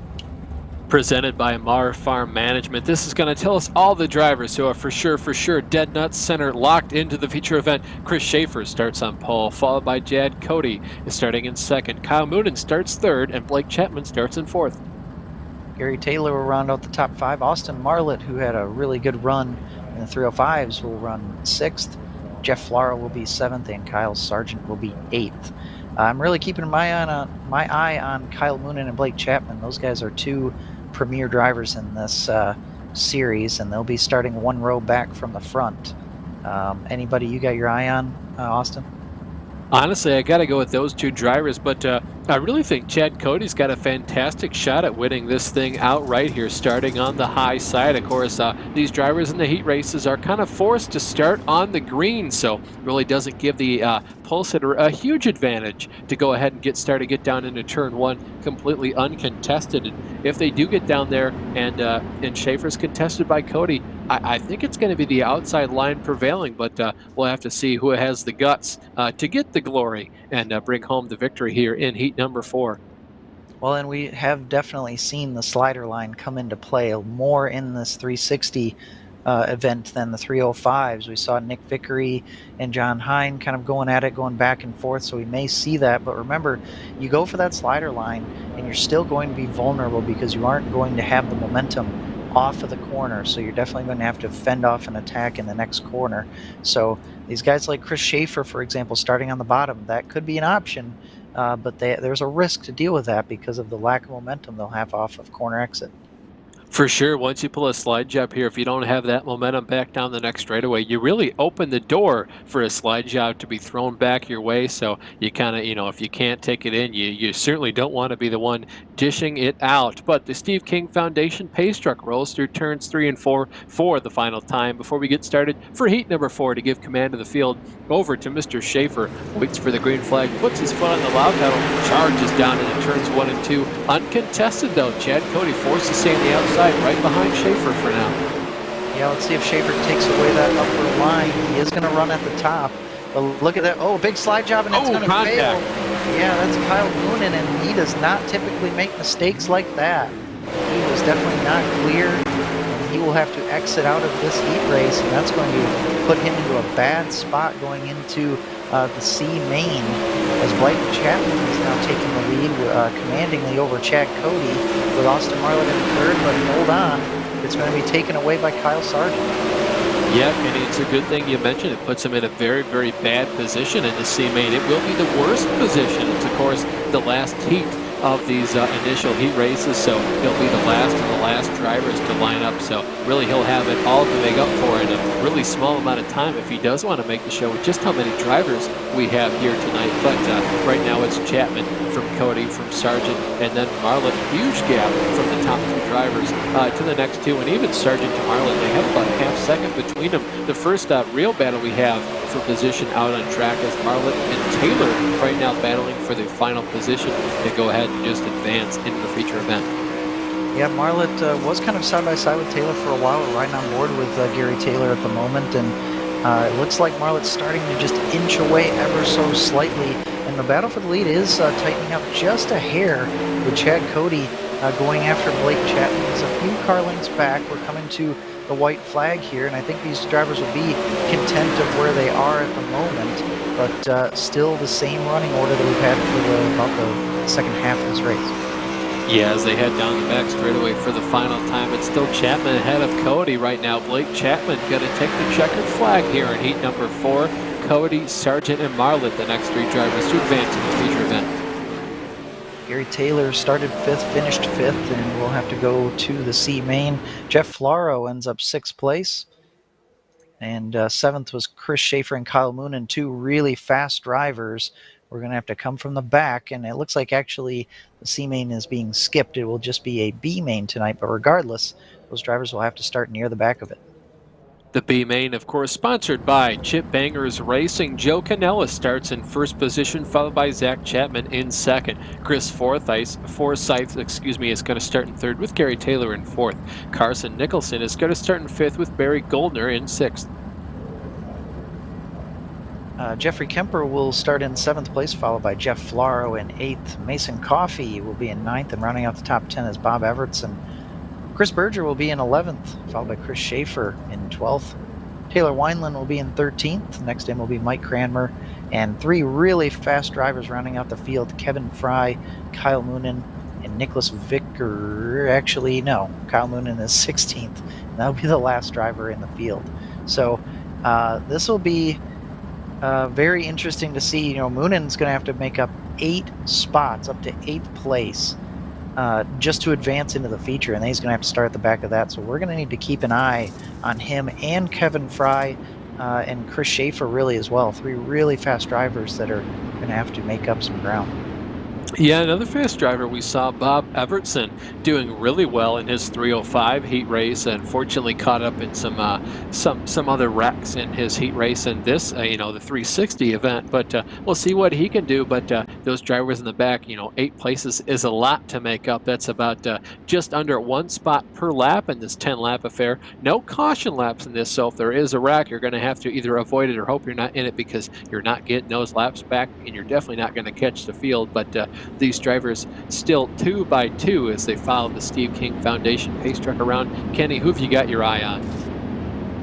Well, even though he probably won't win this, I really have to have my eye on Kyle Moonen and Kevin Fry near the back here. And, the fact that there isn't cautions, if there are wrecks up in front and those guys manage to get by them, that could actually be an advantage to them, help them gain some spots. But being in the back like that is definitely going to be dangerous. But as far as winning this thing, I have my eye on probably Zach Chapman.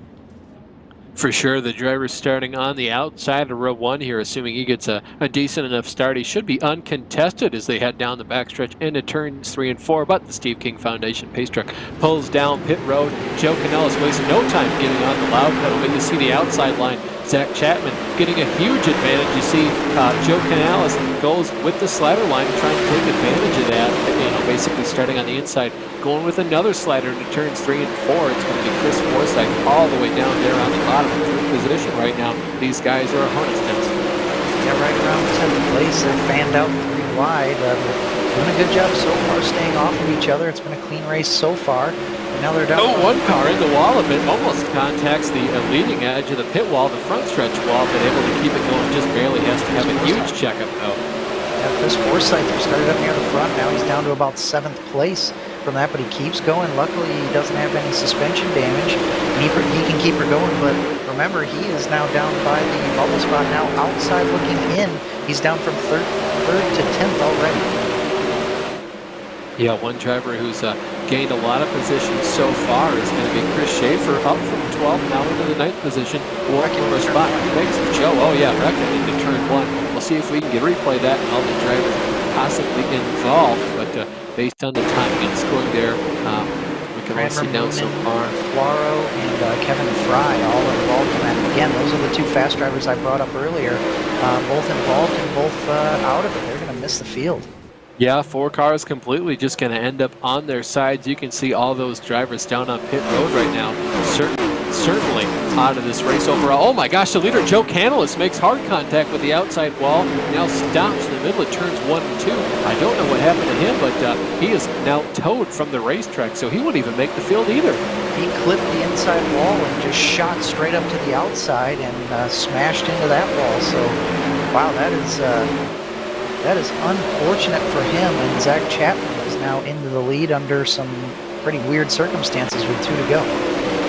Yeah, Chapman now in first position, followed by Nicholson, Coffey, and Gary Taylor rounding out your top 4. In 5th place, though, it's going to be Barry Goldner as we go ahead and wait for these technical difficulties to sort themselves out as we get the colors back on these cars, the excellent wraps that they all have.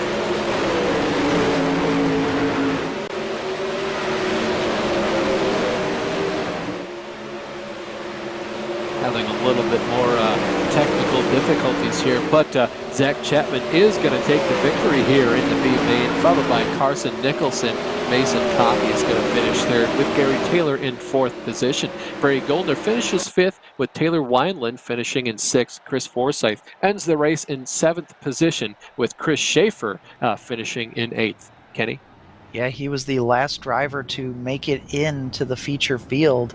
First driver out is Jeffrey Kemper, and rounding out the top 10 is Bob Evertson. Mike Cranmer finishes 11th, and Chris Berger ends up 12th.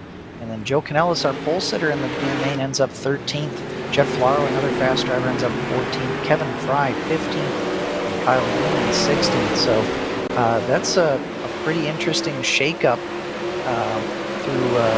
Kyle Newman, he was 5th place in points coming into this thing, and now will completely miss his feature. So that's a big upset already going into this thing, and we haven't even started yet.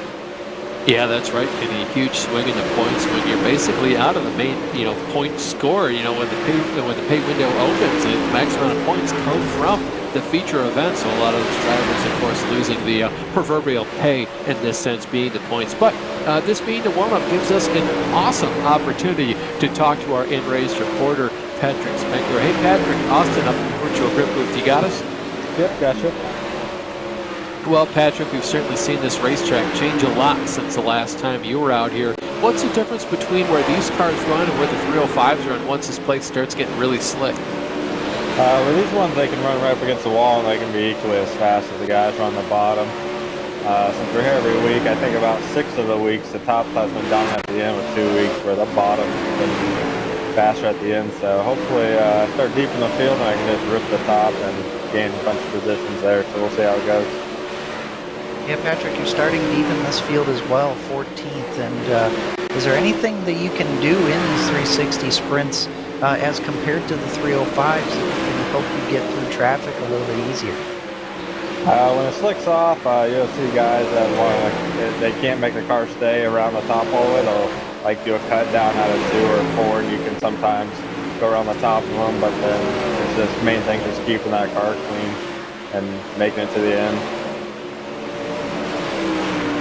Well, Patrick, before the time runs out, one more question here for you. Is it, do you want the cars to kind of just give you the outside line here? Is that the fastest way around, or can you make the bottom work if you're really forced down there? I can make the bottom work. I definitely like to run the top here more. And it just gives me more of an opportunity to stay out of the mess. Usually if they're spinning out, they're going down the track, hopefully. So hopefully I can avoid them and just keep the car clean. For sure. Well, Patrick, again, thank you so much for your time and insight. Good luck here in the race in just a couple seconds when we get you guys gridded up. Thank you. Well, Kenny, we just talked to our in-race reporter, Patrick Spengler. He's the one being shown on your camera right now as the checkered flag flies in the warm-up here, so these guys now know kind of where the grip is before they start heading out here. Very important for these drivers who haven't been out here in a while. Yeah, and I'm seeing that the groove is moved up a decent bit. It's a little bit higher, maybe a car width or 2 higher than it was for the 305s at the start of their feature, and I expect that groove to go up even higher as we have this 25-lap feature ahead of us. For sure. Starting on pole in this feature event for 25 laps is Randy Shreves. Starting second to his outside is Nick Vickery. In the second row is Brian Dickens and Blake Chapman starting to his outside. In row 3 is Steven Spees and John Hine. Starting 7th, Connor Ross, and starting 8th is Chad Cody. Donovan Ross and Brandon Dittmer round out your top 10. In 11th place, it's going to be Brandon Lacey, and then in 12th is Kyle Sargent. Second half of the field has started with Nicholas Schell in 13th, and next to him is our in-race reporter Patrick Spangler in 14th. Roger Craig is 15th. Starting next to him is Austin Marlett. Zach Chapman will be in 17th. He won the B main. Starting next to him is Carson Nicholson. 19th will be Mason Coffey, and rounding out the top 20 is Gary Taylor. Barry Goldner will be 21st, and next to him will be Taylor Wineland. And Chris Forsyth will be in 23rd. And the last driver to make it in the field is Chris Schaefer. Well, Kenny, I could just as easily ask who you think is going to win the race and who you got your eye on, but instead I'll give you a little bit of a brain teaser right now. Who do you think is going to gain the most positions by the end of this race? I think it's Chris Schaefer. He's starting dead last, and I think he's got a lot more speed than where he's starting. He just had some unfortunate events happen, and I'm going to go with him. What about you? Certainly, I think the driver I have my eye on to make up the most positions is going to be Mason Coffey. We've seen him be extremely racy in the first 2 races, today being a feature event in his heat races. So I think he could gain a good amount of positions. Of course, want to go for some of the drivers in the back, but of course your pick has the most positions to gain. He was going to be mine if you didn't pick him, but we see the Steve King Foundation pace truck pulled down pit road, give command of the field here over to Nick Vickery, puts his foot on the loud pedal. You see Randy Shreves just to his inside. He was the pole sitter, but I feel like Vickery's going to have it all to make up for with the outside lane if he can just pin Shreves down hard enough. Not able to do it though. You see Shreves now out with the lead. He's going to be in the high side for right now, but Vickery trying to battle back on his inside. It looks like the top 4 going to be almost single file right now if they were to not be using all those different lanes. Wow, they're almost 4 wide in the back. Yeah, the top 4 have gotten away, but beyond that, it's it's a cluster going on right now. You got 2 wide, sometimes 3 wide. They all funnel down into turn 1. Drivers getting right up on the wall now. That groove's really widening out. 3 wide with Spees on the bottom, Ross on the top, and that's Chad, or in the middle, and Chad Cody up on the top. Oh, Spees with some contact gets loose, and he does a great job saving that car down into turn 1, but he's going to lose a boatload of spots. Yeah, Spees just making a little bit of contact with that number 5 car of Donovan Ross as they come out of turn 4 there. Spees did a well of a job saving that car. Not easy to save these cars, especially now once you get a take sliper going with how short the wheelbase is. But we have our first caution of the night here, about 1/5 of the way through this this total race. We'll get a replay here going if we can to see the cause for caution here, but Kenny and I will try to look for it at the same time. Yeah, we do have some technical difficulties, unable to give you guys replays at the moment, but Zach Chapman made some contact going into turn 1 with Carson Nicholson, I believe it was. No, it was Zach Chapman and Roger Craig, I'm sorry. And they hit the wall going down to turn 1, and somehow Chapman went across the track and did not collect any other driver as he went up into the outside fence. So it was just a 2-car accident. But we're 5 laps into this thing. Shreves looked pretty commanding, but looked like Blake Chapman was starting to get into a rhythm. Yeah, Chapman doing a great job out there. Of course, doing everything he can to make up positions and do what he can. Of course, starting 4th now, sitting 2nd, practically half to where he was right now. So the outside line still where you want to be on these starts and restarts, but we should go back to single file starts. So lane choice not a huge deal, definitely not a deal breaker. But Steven Spees, one of the most unfortunate drivers there, losing about 15 spots after that contact with Donovan Ross. But what a great save he had there. Fortunately, I think Steven's got a lot of pace left in him. Should be able to at least recover for a top 10 here before the end of the night. If we do have enough green flag racing here, I have no doubt Steven should be able to make up those spots and come back up through the field here. Yeah, Steven's definitely got the pace, and at least he has a raceable car still. He didn't hit the wall. He had some side-by-side contact, but I think he'll be okay. But Shreves now will have control of the field with Blake Chapman in behind, and Brian Dickens in 3rd, who's been solid all night. So we'll see what'll happen here on this first single-file restart of the 360 event. The Steve King Foundation pace truck pulls down pit road, gives Shreves command to the field here. He puts his foot in the left pedal, uses all the grip and tackiness of that high side, stays up high as he goes down to turns 1 and 2. Right now, just about a 1/10 of a second clear over Blake Chapman. Right now, using the inside line to his advantage. There's kind of single file for the first 3 cars, and they're almost 3 wide for 4th place on back between Vickery, Ross, and John Hine. Yeah, Chapman, remember, was so good at the run in the bottom in the 305s. You got to think that he's going to use that to his advantage in these 360s as well. But looks like we have another wreck in the back of the field. We'll take a look. Looks like Taylor Wineland, Carson Nicholson involved, and Mason Coffey involved as well down in turn 3. Looks like it was started by contact between Austin Marlett, and Nicholson. It was down the back stretch and just kind of wheel-to-wheel contact, and the drivers that I mentioned piled in behind them. Yeah, really nowhere for these guys to go when you're on dirt like that. It's really hard to check up. It looks like, yeah, I think Marlett just got a little bit too loose on the outside, tried to correct his car, and I think at that same point he was correcting, I believe Carson Nicholson was just trying to bring his car up the track, wheel that thing out to the wall, get as much speed as he could off the exit of the corner there, and once those two make contact, there's really nowhere for the drivers behind them to go. The entire track is sort of just blocked behind them, and it forces them barrel rolling down the backstretch here and just finally get the car stopped. Carson Nicholson wasn't able to get his car on all 4 tires, so he did have to tow back to pit road and met there along with it looks like Austin Marlett to those both drivers, taking those cars to pit road. Going to lose at least a couple laps here if they don't get going by the end of this caution period. But it's still Shreves and Chapman out front. Yeah, Nicholson, Marlett, and Coffey all in the pits from that. But remember, at least with the caution laps not counting, they should be able to keep their track, their lap at least, if they're able to get back out there before another green flag lap is completed. We're on lap 7 out of 25 at the moment. It's Shreves, Chapman, Dickens, and Vickery, and Donovan Ross has made up 4 spots, 9th to 5th. A good start for him so far, with Hine, Cody, Dittmer, Connor Ross, and Brennan Lacey running out the top 10. Yeah, getting word now that Carson Nicholson is disconnected, but the pace truck pulls down pit road, gives command of the field back to Randy Shreves, losing no time at all to the rest of the field, puts his foot on the loud pedal, rockets down into turns 1 and 2. You see Brian Dickens right now on your screen, currently going to round out your podium positions here, still using the inside line to his advantage, but don't look now, there's the professor, John Hine, on the outside, using that high line to perfection.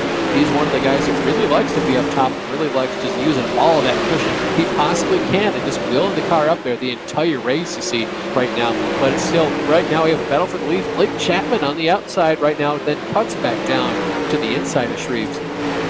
Yeah, really watching John Hine make some really good lap time up in the top groove, and you see Blake Chapman sliding in front of Shreves. He's going to make that slider work. Shreves going to return the favor down into turn 1. And will he clear up? He's going to stay down low, having a lot of faith in that low line, and Shreves does a great job clearing back into the lead. This is a good battle going on. But the more that these guys swap the lead back and forth, that will bring Brian Dickens into the fray. Yeah, they're really just adding feet to the lap right here. You see one driver up and over the fence to the outside. We'll see if he ricochets off the fence and comes back down onto the track. But just as we mentioned, John Hine getting faster and faster. He cracks the top 5.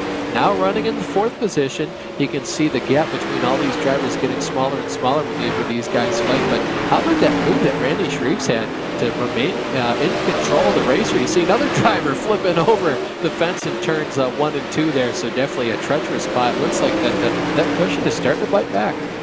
Yeah, Nicholas Vickery was one of those drivers. That's huge in the points as he's... Barrel rolling down the front stretch. That's Steven Spies. He made up so many positions running in the, I think that's the 13th place. So he made up about 7 since the last caution. Of course, relegated back to 20th after the contact with Donovan Ross. Made up an additional 7 spots from that, running in the 13th position before he made more contact with another driver. Kenny and I, though, will try to get you guys at home a better idea of what happened there. So you mentioned the cars that had gone off track, and one of them was Nicholas Vickery, and he was running up in the top 5 or at least near it. Obviously, he's the 2nd place driver in the points. He flew up out of the track and now has had to tow, and at the moment is 1 lap down, and he's lucky that there's a caution right now. So if he is going to tow and come back out, he may not lose as much time as what he could have, but that's huge for him in the points. That's going to drop him outside the top 20 at the moment. And Chad Cody was another driver that had some problems as well. Another driver that started in the top 10 has had his issues now at the back of the field. Steven Spies is disconnected. Mason Coffey is disconnected. So some attrition starting to happen here. Still around 20-ish cars still in this thing, but some high-profile drivers having problems tonight. Yeah, the incident that took Steven Spies out of contention after he made up so many more positions. He just came out of turn 4 with a huge head of steam, made a little bit of contact with the number 34 car of Gary Taylor, forced him about a foot down the track, and when Gary came back up the track, he basically just made contact with his rear axle and Steven Spies' front axle, forced Steven into the outside wall. Steven's car kind of climbed that and then started flipping sideways all the way down the front stretch into turns 1 and 2. So Steven, of course, like you mentioned there, Kenny, did disconnect. So our attention now will go back to the front of the field as Randy Shreves is about done pacing behind the pace truck as the Steve King Foundation pace truck pulls down pit road. We see Randy rocket down the front stretch. Great jump from Randy, and it looks like Blake Chapman actually having to fend off Brian Dickens for 2nd for a corner at least. John Hine shoots up to the top side immediately. He's going to rip the top, running higher than just about everybody else, although there's another car in the background that's running up pretty high as well, another blue car back there. Looks like I think that was Donovan Ross for a second, but he's come back down to the inside. Brennan Lacey, he's in the blue and black car, looks pretty similar to John Hine. He's the one ripping the top. And it looks like John Hine now side by side for 3rd place, really throwing it up there in turn 1 and 2. And if he can get clear into 3rd and get into a rhythm, he may be able to run down the leaders, but they're also running the high line. Yeah, certainly make a time, and of course it is extremely hard to make up time to someone who's running the same line as you. As you see John Hine making a little bit of contact there with Brian Dickens. Dickens going to hold on to the spot for the moment as we have another caution out on the racetrack. We'll have to see who that is for. I see Brandon Dittmer has just now disconnected from the session, so we'll try and get a look at his last couple laps here out on track. Yeah, it was Chris Forsyth got up into the wall on the exit of turn 2 and really could never recover. He just kept smashing into the wall and couldn't get off of it. And I believe some more contact between Gary Taylor and I think that was Zach Chapman was involved in that as well. And I think Gary Taylor's spin afterwards actually is what brought out the caution. I think his car was possibly damaged or broken from hitting the wall and just had a lazy spin down into turn 3. So already, though, we're 17 laps into this thing. We've had some decent green flag runs, and Shreves has been pretty powerful up at the front. Chapman's been fast, but he's had to also defend as well. And it looks like Dickens is going to keep that third spot, which is pretty huge because it's going to keep John Hine in behind in fourth. Kenny, you know what I think it was to bring out the caution there? Once Forsyth had bounced off the outside wall, finally got his car off of it, he was in the middle of the track, and then Gary Taylor did everything he could to try and avert his direction and went to the outside and then lost control of that car after hitting the wall and just got a little bit too sideways, spinning the car out at that point very, very hard.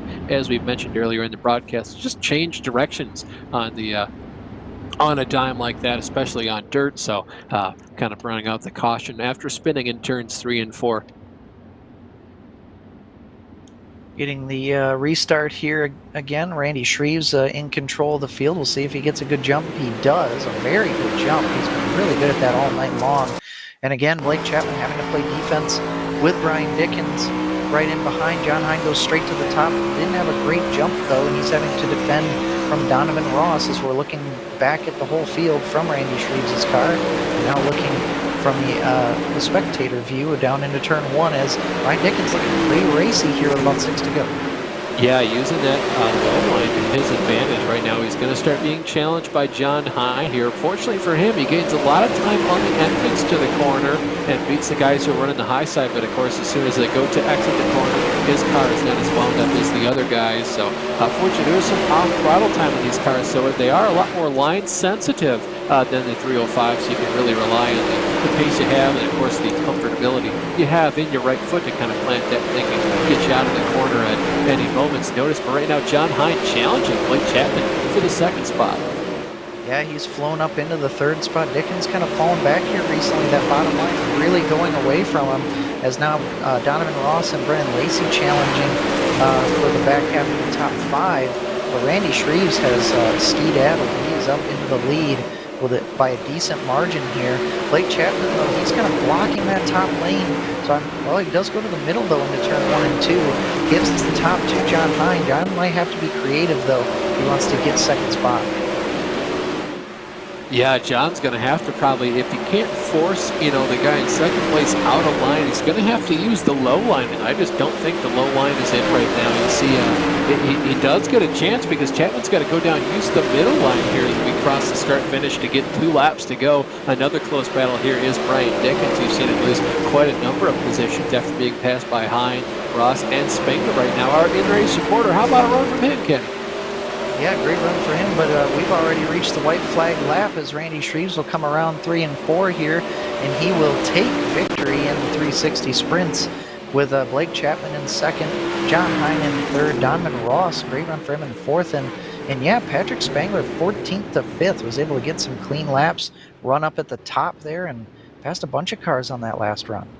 Yeah, doing a well of a job to pass a lot of cars. Another guy making a huge number of positions up is Barry Goldner, who finished in 8th position. But we're going to go ahead and go through the finishing order here for the feature results. Randy Shreves, of course, as we mentioned, your winner here. Blake Chapman in second. John Hine rounds out the podium. Donovan Ross brings it home in 4th position with Patrick Spangler, our in-race supporter, rounding out the top 5. Brendan Lacey finishes in 6th with Brian Dickens finishing 7th. Barry Goldner finishes 8th with Kyle Sargent and Connor Ross rounding out your top 10. Gary Taylor finishes in 11th with Nick Schell finishing in 12th. Kenny? Yeah, Barry Goldner ended up getting the hard charger there, 21st to 8th. But in the back half of the field, Chris Schaefer, he did make a decent run, but he did get 11 spots up, 24th to 13th. Roger Craig is in 14th, last driver on the lead lap. Chad Cody finishes 15th.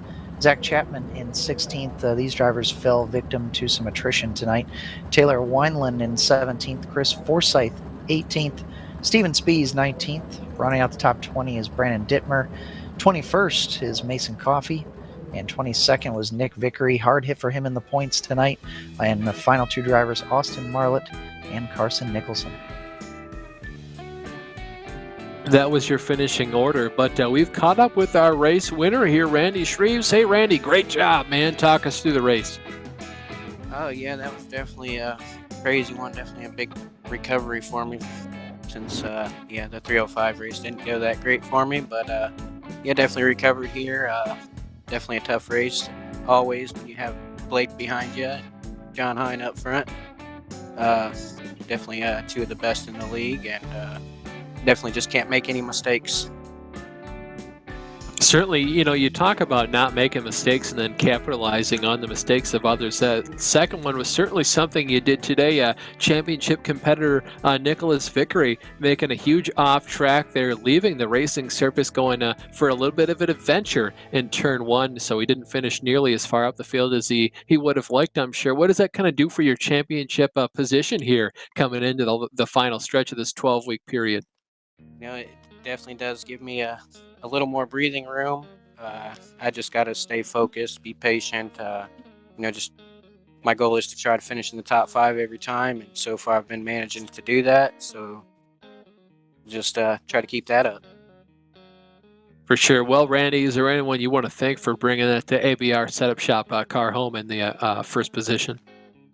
Yeah, for sure. Definitely want to thank my team, LGR Motorsports, Alex Bergeron at ABR Setup Shop, Coulter West at Redline Race Designs, One Wish Foundation, Wraps and Stitches, KSB Builders, Finish Line Repair, CD Cinematography, Coast to Coast for always putting on these great races, and you guys for the broadcast, and everybody for watching.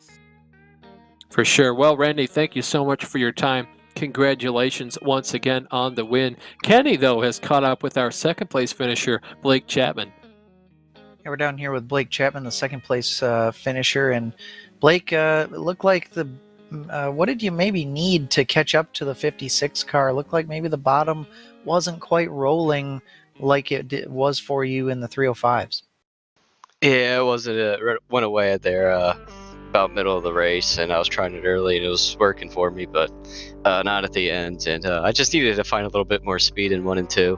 I think I was running a pretty similar line to Randy, but I think he was pulling me a little bit. And 3 and 4, I knew it was going to be the top domino all the way around. So I did the best I could. Kudos to Randy, though. He definitely earned it. And talk about at the end there, you were, Randy kind of started to run away, and John was running that extreme high line. Were you kind of just running the high line to kind of protect your position at that point? Yeah, I definitely was. I was thinking about going down there towards the middle or bottom there at the end, but with John breathing down my neck, I just tried to hold on to second, and he was coming at the end, that's for sure, but I'm glad I was able to hold him off. Now, you obviously have shown success in both the 305s and the 360s here at Volusia. Is there either one of these cars you prefer over the other? Yeah, I've definitely been better in the 305s this season. I haven't really been able to figure out these 360s at Volusia, and usually 305s put on a little bit better show for the broadcast, so I enjoy running those just a little bit more than these 360s. You still had a great run tonight in the 360s, second place. Who would you like to thank for the run? Oh yeah, my parents, grandparents, Steve Bixler, everybody who watches all my races. Got to thank everybody at Kreitz Sim Racing and the Can-Am Racing Team. That's Epsilon Sprint Wraps. That's Galen's Popcorn. You can use code CART at checkout for 15% off. And I got to thank you guys for putting the show on. All right, thanks for talking with us, Blake. We'll see you in the next one. Thank you.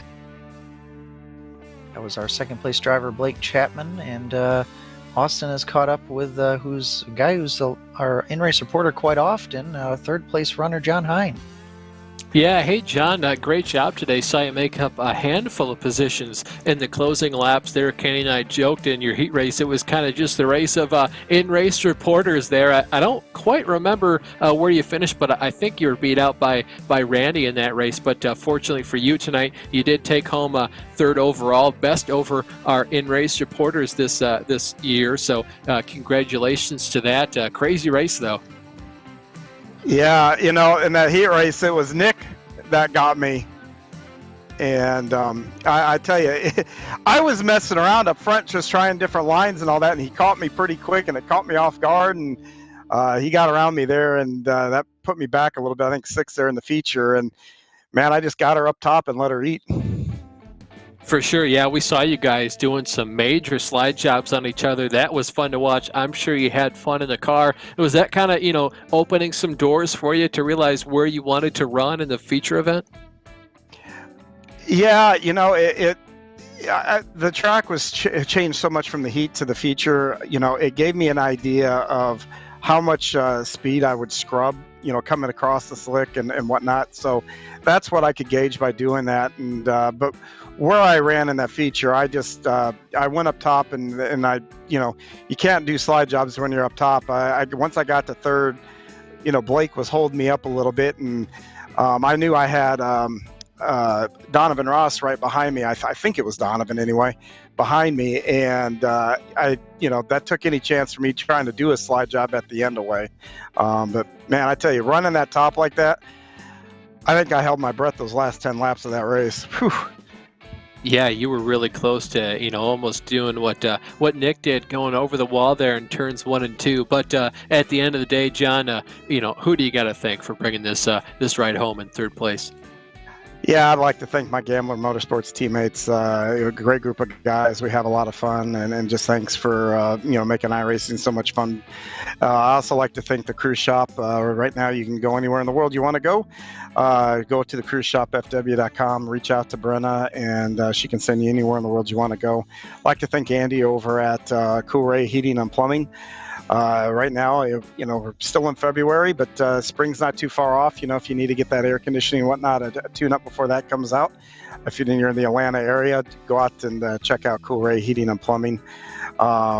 And I know there's VMR Wraps did the wrap for the car tonight. I want to thank Nick and everybody. Go to Facebook and get yourself set up. You can find them out there with VMR Wraps. But last but not least, I'd like to thank you guys, and then also thank my wife for putting up with me and letting me do this stuff. For sure. Well, John, thank you so much for your time again here tonight. Once again, congratulations on the 3rd place finish. Yeah, hopefully it'll parlay. I think I'm your in-race reporter for this late model race coming up, so hopefully I can give her another good ride for you guys. For sure. We'll just keep you up in the room. How's that, John? Just kidding. Of course, Fair we'll enough. let you go hang out with your guys. But anyways, we'll be right back here on the Virtual Grip Network and the Coast to Coast Racing Network after these short messages.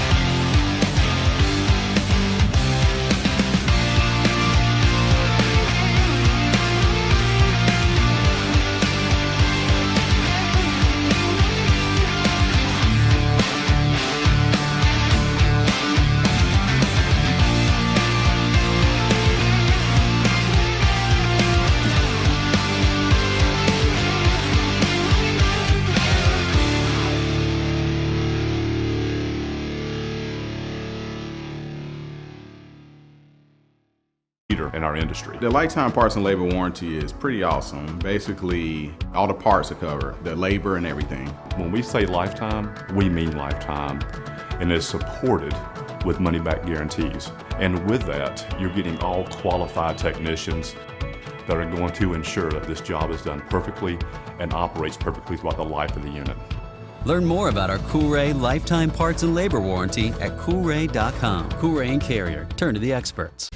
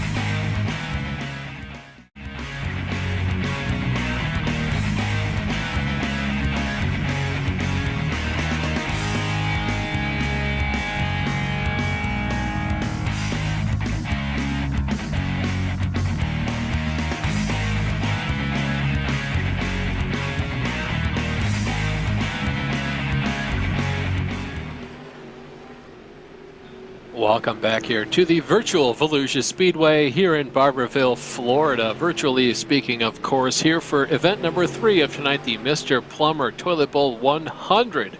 Welcome you to the pre-race show presented by the Pitside Podcast here for just a fun event here. Once again, after the last event tonight, the championship wrapped up for that. We've been just doing some fun races here and there, some one-offs. So we have just now heading into qualifying where we'll see some drivers go out, put in some hot laps, and then we'll get a chance to talk to our in-race reporter, John Hine.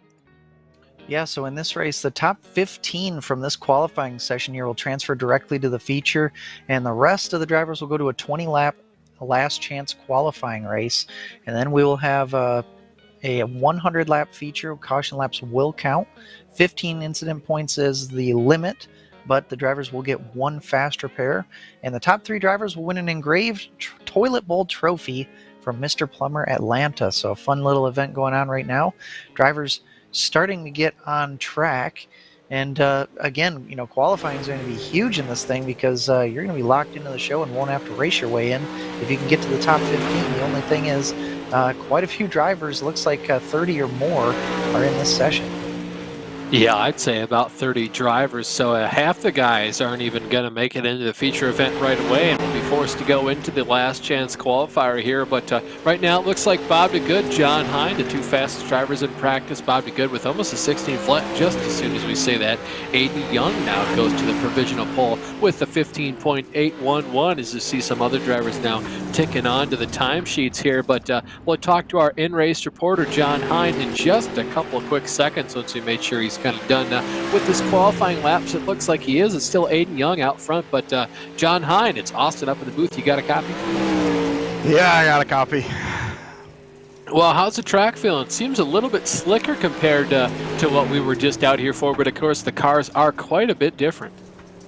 Yeah, it is a little bit slicker. I've even messed up my corner exit on my first lap and thus messed up both my laps. So, yeah, you're going to have to be a little bit more careful, keep a steadier hand here, which is good for later. That means we're going to be running in some slick, which is excites me. I like the track when it gets a lot slicker. And usually you don't see us all the way up against the wall in the pro lates when we've run our weekly race here. But tonight I expect us to be up on that wall. John, you're exactly on the bubble spot right now, 15th. If you have to run that LCQ, what's going to be your strategy in that? At least you'll start up in the front of it. Yeah, I'm going to be in the LCQ. That's not going to. There it goes. I'm just get through to the race.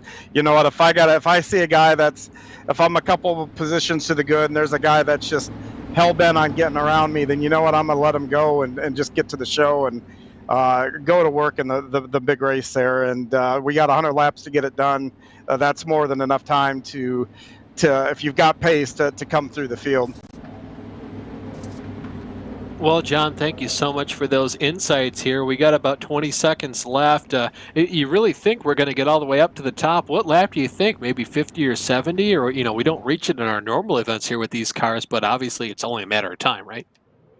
Yeah, it's going to be a matter of time with that many. I maybe 30, 40 laps in, but I'll tell you guys, one thing to watch for is in the middle of 1 and 2, the middle, even though it's slick, you can get around there if you can do your throttle control.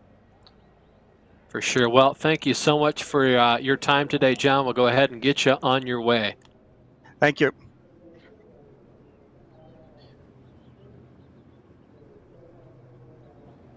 All right, so we're getting ready to start this LCQ race. Moved John down with his teammates there, and but this is going to be interesting here. You got 13 drivers vying for, looks like 10 spots for a 25-car field. Only 3 cars won't make it here, but it's short, and these guys are going to have to be aggressive. Yeah, for sure, Kenny. Aggression definitely going to be what we're looking for here by the end of this race. Before we get you guys here to your starting lineup for the last chance qualifier here, John Hines going to start on pole, followed by Cody Terry in second. Brian Bowles starts in third place with Jeffrey Kemper in fourth. Brennan Lacey starts fifth with Carson Nicholson in sixth. John Folksy lines up seventh with Brandon Dittmer in eighth.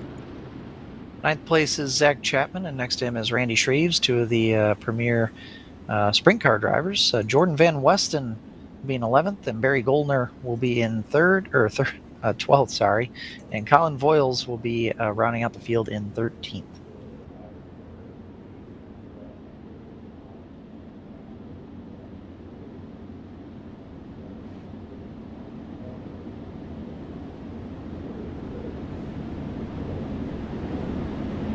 So as we pace around here, Austin, what's your expectation here? Guys that are well within the starting field for the feature, do you think they're just going to try to play nice and settle into a groove?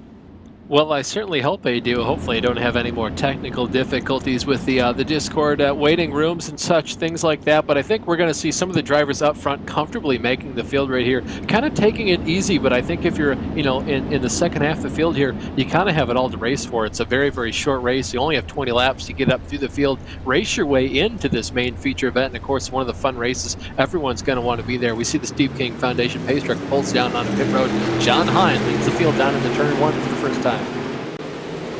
Those are 2 by 2 and a little bit of a stack up move now. Looks like contact between the first two drivers, John Hine in the 71 car, and it looks like that was Cody Terry in the 25 making a little bit of contact. Terry now forced to the outside wall. Yeah, and also in turn one, Randy Shreves got dumped by Barry Goldner, and he got turned around and is all by himself. So that's essentially going to take Shreves out of contention, at least for now. Barry Goldner also in the back, and like you said, Cody Terry in the back as well. Right now, they are the 3 drivers that are out as John Hine has extended his lead to a few car lengths.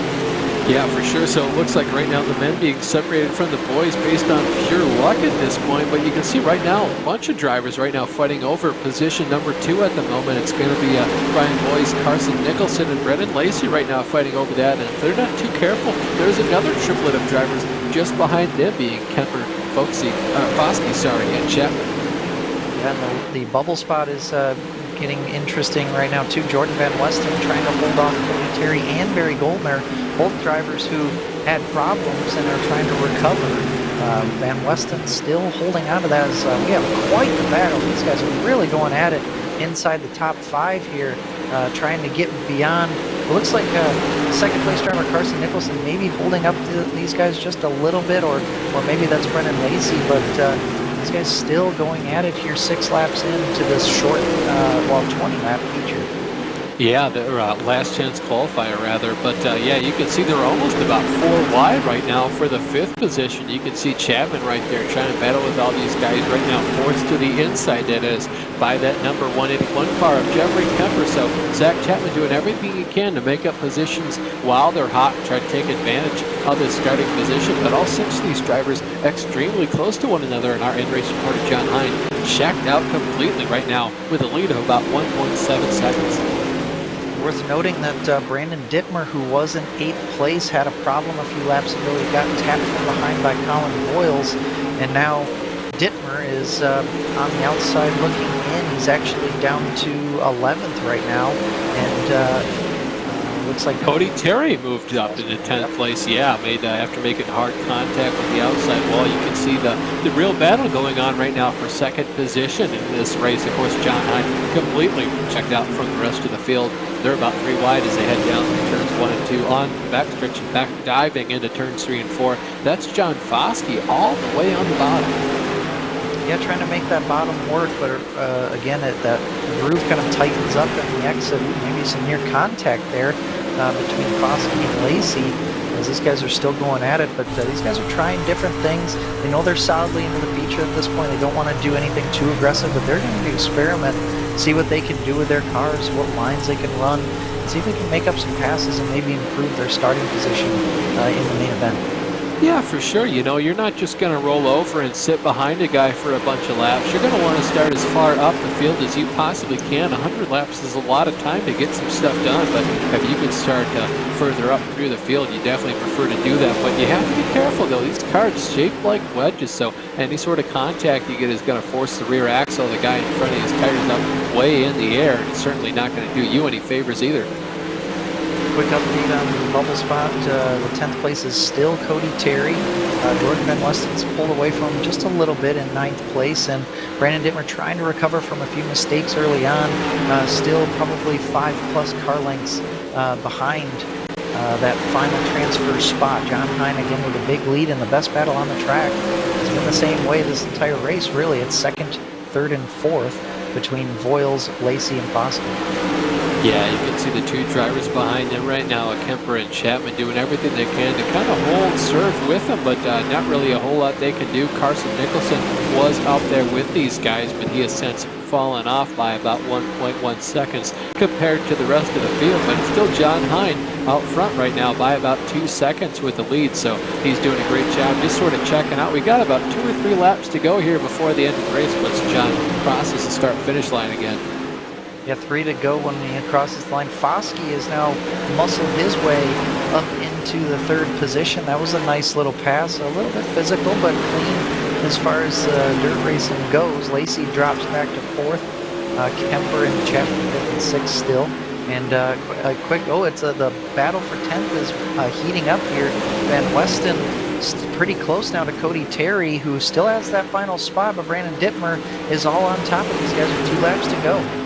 Yeah, and if either one of these guys makes a mistake, it's going to be Dittmer as the one who's able to capitalize. You can see that's Terry going for a slide job. They're 3 wide as they head down the backstretch. John Hine, though, just now taking the white flag, comes out of turns 1 and 2 for the final time. We're still locked, though, on this last position. Oh, wreck into turn 1 for the final transfer spot. All 3 of these drivers wrecked, and one of them will be the transfer spot. We're in, John Hine wins the race here, but we got to look at back. It looks like Randy Shreves at the 56 car, I think, as he'll cross the line. He might have stolen 10th place away. We'll see as he crosses the line. I think he did, Kenny. I think so. He would have been the first driver not involved in that incident. Just kind of kept his car on the low side, avoided the calamities. Those drivers just kind of went straight down the front straightaway. So Randy Shreves, the last driver to make it in. What a run from him. Way to never give up. Yep, that is exactly why you never give up. You always stay in the gas and always look ahead of you. And Randy gets to race in the big show. Yeah, but we'll go ahead and look at your heat number 1 results here. It's our in-race reporter of Gambler Motorsports, John Hine, who takes the checkered flag, followed by Brian Voiles in second. John Foskey rounds out your podium with Brennan Lacey in fourth. Jeffrey Kemper finishes fifth, and Zach Chapman finishes in sixth. Carson Nicholson ends up 7th. Colin Voiles 13th, 8th, 5 spots up for him. That's a good run. Brandon Dittmer finishes 9th. Randy Shreves grabs the final transfer spot in 10th. Jordan Van Westen ends up 11th. Barry Goldner is 12th. And Cody Terry rounds out the field in 13th. Well, fresh off his win, let's see if we can't get to our in-race reporter, John Hine, back in here. John, fantastic job in that race. You really just pulled away. There was no, if someone's hell-bent on getting around me, they're going to get through. I might just lay over for them so I can at least make the show. You weren't laying over for anyone, my friend. No, I won't. You know, I think I made a little contact there coming out of turn 2. I thought whoever was on the outside of me would have been up on the cushion and not down that low. But yeah, once I saw a clear track in front of me, I figured, okay, you know what? It's best to be out here. And I just put my foot down and then just head down and just drove. John, that was only a 20-lap race there, but did you feel the track start to change at all? You know, we know it's obviously going to change a lot in this 100-lap feature, but is it starting to change already? Oh yeah, big time. Start of the race, I was just ripping it, and barely lifted anything else. On the way out, I was starting to use, towards the end, coming out of the corners, I was starting to use throttle control to keep the car rolling forward and keep it pointed straight. And so it's going to change rapidly here. And then I think cool thing is that'll make it racy. You're going to see guys, it'll slow the pace down, and guys are going to get to race one another. For sure, John, thank you so much for your insights here. Once again, congratulations on that heat win. We'll go ahead and get you sorted back with your buddies here for the race. Good luck, man. Hey, thanks a lot, guys. Hopefully we'll talk to you again here in about 100 laps or so. Fingers crossed, man. That was John Hine, our in-race reporter. Fantastic job on his part to go ahead and finish first in the last chance qualifier, just where he started, and that means he's going to grid up 16th for tonight's feature event, as we have about 15 seconds here left in warm-up. Yeah, now the rest of the field is out there, and one thing I want to note is with how long this race is if we can manage to get a long green flag run, you may start to see some lap traffic come into play. And obviously the track's going to change a lot. You might see some comers and goers. Obviously Aiden Young, Steven Spees, some of those guys up in front have a big advantage at the start because they have good track position, but it's not going to be all about that. It's going to be, can you manage the car and the track through this entire race? Certainly, Kenny, we're going to see lap traffic come into play, and you're going to have to pass guys on the inside and the outside. But we'll get folks at home the starting lineup here for your 100-lap feature event. Aiden Young starts on pole, followed by Steven Spees in second position. In row 2, it's Nicholas Vickery and Kyle Moonen. Row 3 is completed by Kurt Schatzer and Kyle Parker. Starting 7th is Dylan Perry with Brandon Bender in 8th position. Starting 9th is going to be Brett Carlton with Connor Ross in 10th. 11th place goes to Bob DeGood, and starting in 12th place is Chris Berger. Tater Williams will be in 13th, and next to him will be Cody Early. Dylan Hutchison will be in 15th. Starting next to him is our LCQ winner, John Hine. Brian Voiles and John Foskey make up row number 9. Brennan Lacey and Jeffrey Kemper will round out our top 20. Zach Chapman and Carson Nicholson will be 21st and 22nd. Colin Voiles is 23rd, and 24th will be Brandon Dittmer.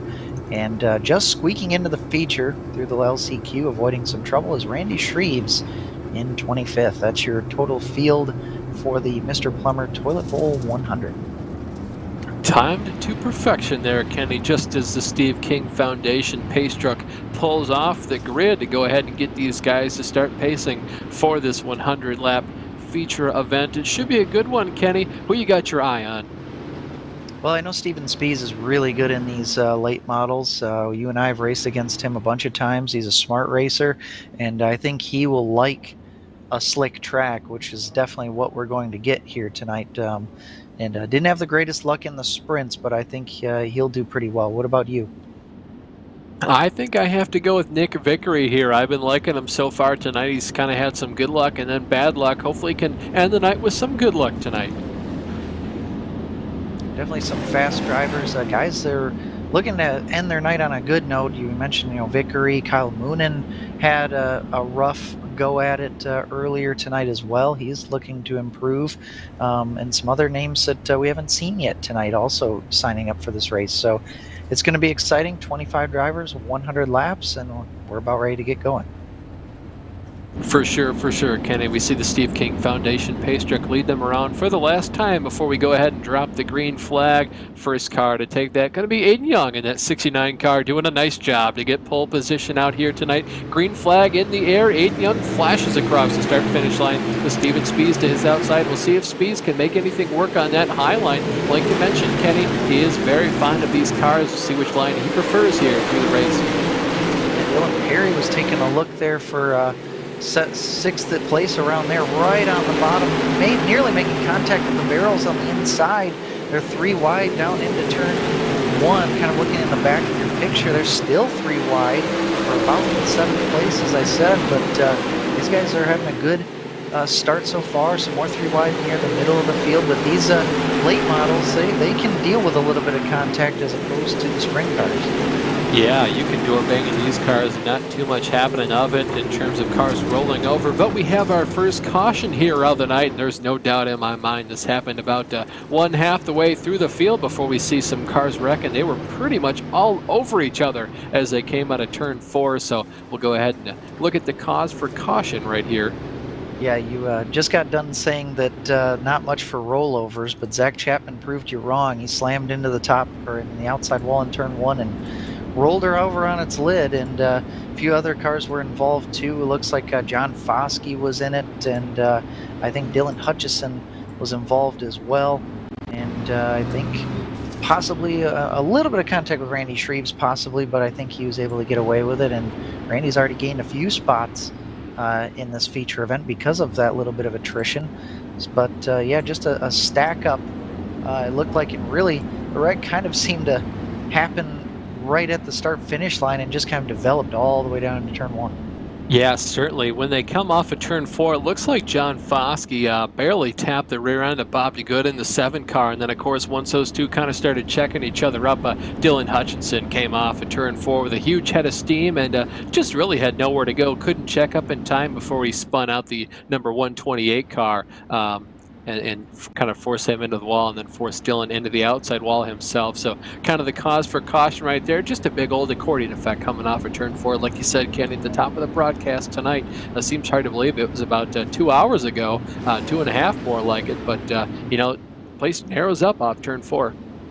Certainly does, and it looks like this event will have double file restarts, so that's going to be interesting here. But remember, caution laps will count, so these guys can't plan on just having 100 green flag laps. These guys need to make every lap count. Looks like the leader with a little bit of a connection issue, though, but it looks like he's all good, and we're about ready to go green once again.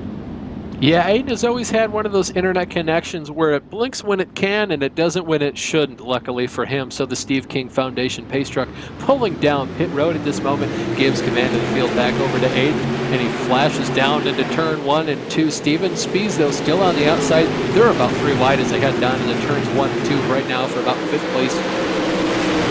Yeah, some more 3 wide there. Dylan Perry is not afraid to go 3 wide on the bottom. He's making it work. He's shortcutting the track, and he's really the only one that's that far down on the track, and he's making his way up, and I think he's made some progress. He certainly hasn't lost anything down there. He's now side by side with the red number 35 machine, but these guys up in front starting to spread out, but they're still going at it, and Aiden Young is running a lower line, and Steven Spies taking a look up in the higher line in second. Yeah, but all the guys, 3rd, 4th, 5th, they're all kind of around the outside of the track. And interesting, though, of note, too, Dylan Perry, we mentioned it looked like he'd been gaining a lot of positions. He started 7th. He's only up to 6th place right now. One driver who's moved quite a bit as well as Connor Ross started 10th, up to 7th place at the moment. Aiden Young, though, still out front. Steven Spies right now trying a little bit more of a middle line, but these guys are still 2 and 3 wide on back throughout the rest of the field. Yeah, Dylan Perry is now cleared into 5th place, still running the low line even when he's clear. Now he's got a little bit of a gap to make up to catch up to the 4th place Kyle Parker. The top 4 pretty bottled up, and then it's a second group behind. That's what you're looking at on your screen right now, about 5th or 6th and beyond. We're looking at Brett Carlton on screen right now, another one of those drivers running the low line, as Steven Spies still trying to challenge Aiden Young, still running the same lines that they've been, but not really any difference being made either way. Yeah, Aiden Young is still all the way down on the bottom. It doesn't look like he's quite as far down as we saw Dylan Perry going. Of course, you see that number 22 car extremely low on the track. That's going to be, I believe, Brendan Bender right now in that 229 car. So a couple of drivers choosing the inside line here at the moment, just to checking in on our in-race reporter winner of the last chance qualifier race. John Hines started 16th, like we mentioned, all the way up right now in the 13th position as we take a look at Nick Vickery here in that 00 car, currently running in the 2nd position. Yeah, I took a look at Steven Spies a few laps ago. He ran a slightly different line, tried to run a little bit lower on the track, and I don't know if it really messed him up, but it certainly didn't help him on matters much. And Aiden Young pulled away maybe a couple more car lengths, but it's kind of leveled out, and the guys are back to running their same old line. But we take a look at Dylan Perry in the 7 car. He's trying to take 4th place away, still running that bottom line, and the cars in front of him running the top. So they're giving him the lane that he wants. Yeah, you can see just how close he's getting to those barrels on the inside. They're really giving himself almost no room for error, so they are giving him the lane he wants, but it's super treacherous right now, it looks like, too, Kenny. Certainly is, and it's going to take a lot of discipline to run that low line. Cars are going to have to let up as much as possible and get that car turned, but not over-rotated. A battle for 2nd place going on, though. Kyle Moonen taking a look underneath of Steven Spies. Steven kind of running him down the track just a little bit. Moonen trying to make that work. He does not get the position as we have another caution. Yeah, caution out here on the track. We'll try and go through the field here to see what that cause for caution was. Looks like Carson Nicholson, one of the drivers involved in that, started about halfway up through the field here. I'm going to try catch a replay of this on my own screen here just to see what the cause for caution was. It looks like Chris Berger and Connor Ross with some heavy contact, and also another driver involved. Looks like Carson Nicholson was in that as well. Looks like 2 drivers hit each other going down the backstretch and then kind of hit where the wall opens up, and basically came to a complete stop and flipped through the air. Those cars are pretty much destroyed, but hopefully for them, if they're able to drive back around to the pits, they'll be able to take their fast repair and get back out without losing any laps, but as long as they don't have to tow anyway. Yeah, for sure. I think that was just a racing incident there too, Kenny. I think Connor was still trying to correct the car out of turns 1 and 2 as they head down the back, and the guy on the inside there, that number 2 car of Chris Berger, just trying to come up at the same time, maximize his line there. The two kind of just net coated together. Then Demon dragged all the way into the outside wall, and of course nowhere for the cars behind them to go once those 2 ricochet back out onto the racing surface there. So that's just short track racing, but that's just how she goes. 2x2 again here, and Aiden Young will take control of the field. It'll be interesting to see here. Kyle Moonen was starting to make some progress on Steven Spies, starting to make his move. We'll see if he'll be able to stick his nose down in there before Steven Spies can shut the door on this restart. And we'll see if the 24 will be just as aggressive as he started to be late in that last green flag run. Yeah, it'll be interesting to see what he can do right here. Being in the 3rd position, he does start on the inside. Aiden Young waits just a little bit longer before he finally puts his foot down and starts the race again. As we're back here under green flag racing, Young still down on the inside, speeds to the outside. He'll look now. Kyle Moonen trying to make up every single spot he can as there's another caution out on the racetrack. Yeah, it was near the middle or back end of the field. Brennan Lacey drove into turn 1 and kind of ran over and then pushed up the racetrack and was collected by Carson Nicholson. So Nicholson having a hard time out there, not getting any good breaks at the moment. And but that's a common thing that happens at Volusia, where especially on a restart where it's really crowded, drivers will kind of accordion up because drivers, especially on the low side, will be trying to check up And sometimes drivers are on different agendas. One will overdrive the entry, run into the back of the car in front, and usually it leads to more contact or a spin. Yeah, it's kind of just, driver preference on where you usually end up getting out of the throttle. And of course, some guys are used to running on the high side completely. So when they're forced to go down on the low side, there's kind of not much more they can do. So they kind of under brake or over decelerate, excuse me, for the corner. And then the guy behind them who's maybe used to running the bottom line just kind of gets into the back of them. And that's all he can end up doing. But you do see one car getting his lap back underneath the caution period right here. And I believe that's Carson Nicholson just riding behind the pace car after leaving pit road a little bit too late. I think that's actually Zach Chapman. He's in 23rd, and he's 2 laps down, but I think he'll end up being shown 1 lap down. He'll be the only car 1 lap down at the moment. But Brennan Lacey, I think he has gone a lap down, so he'll be 1 down. So there's still over 20 cars on the lead lap here. Aiden Young has controlled this first quarter of the race. We're now a quarter of the way through. And one thing to note, too, Kyle Moonen actually lost a spot on that little exchange, that half a lap of green flag that we had. Kyle Parker now into 3rd, and Dylan Perry, who we've seen run the bottom so successfully, he will start on the bottom here, and it's single file restart as we go green. Yeah, Aiden Young in command of the field here. Interesting to see where all these drivers now shuffle out to in terms of running their own lines. Interesting, too, of note that Perry was able to get back around Moonen there to put himself into Parker, was able to get around Moonen there. So you see him now in the 3rd position, back behind Steven Spies. So I'll have to see where these guys sort out in terms of which line they prefer to run. You still see Steven trying to run that middle line here to see what it can get him, but I feel like it's just a matter of all the way to the top and all the way to the bottom. Yeah, and Dylan Perry again trying to make that low line work. He's got some drivers behind him trying the same thing out. Perry looking for 3rd place now. And remember, Perry started 7th. It doesn't sound like much, but plus 4 spots is pretty impressive. He already started in the top 10 to begin with. Now Steven Spies looking down at the bottom, running the same line as Aiden Young. That's interesting. We haven't really seen that much out of Steven yet. Yeah, Steven is usually one guy that either likes to run the bottom or likes to run the top. Usually doesn't look around for speed too often because he just sort of sits where all the grip is going to be at some point, using all his knowledge. One of the more knowledgeable drivers in the field, of course, taught me a lot. I know he taught you some too, Kenny, not as much as the Professor John Hine. That's why they call him the Professor. But still, right now he's too wide with the number 13 car of Parker. Yeah, Kyle Parker's actually doing a really good job on the high line.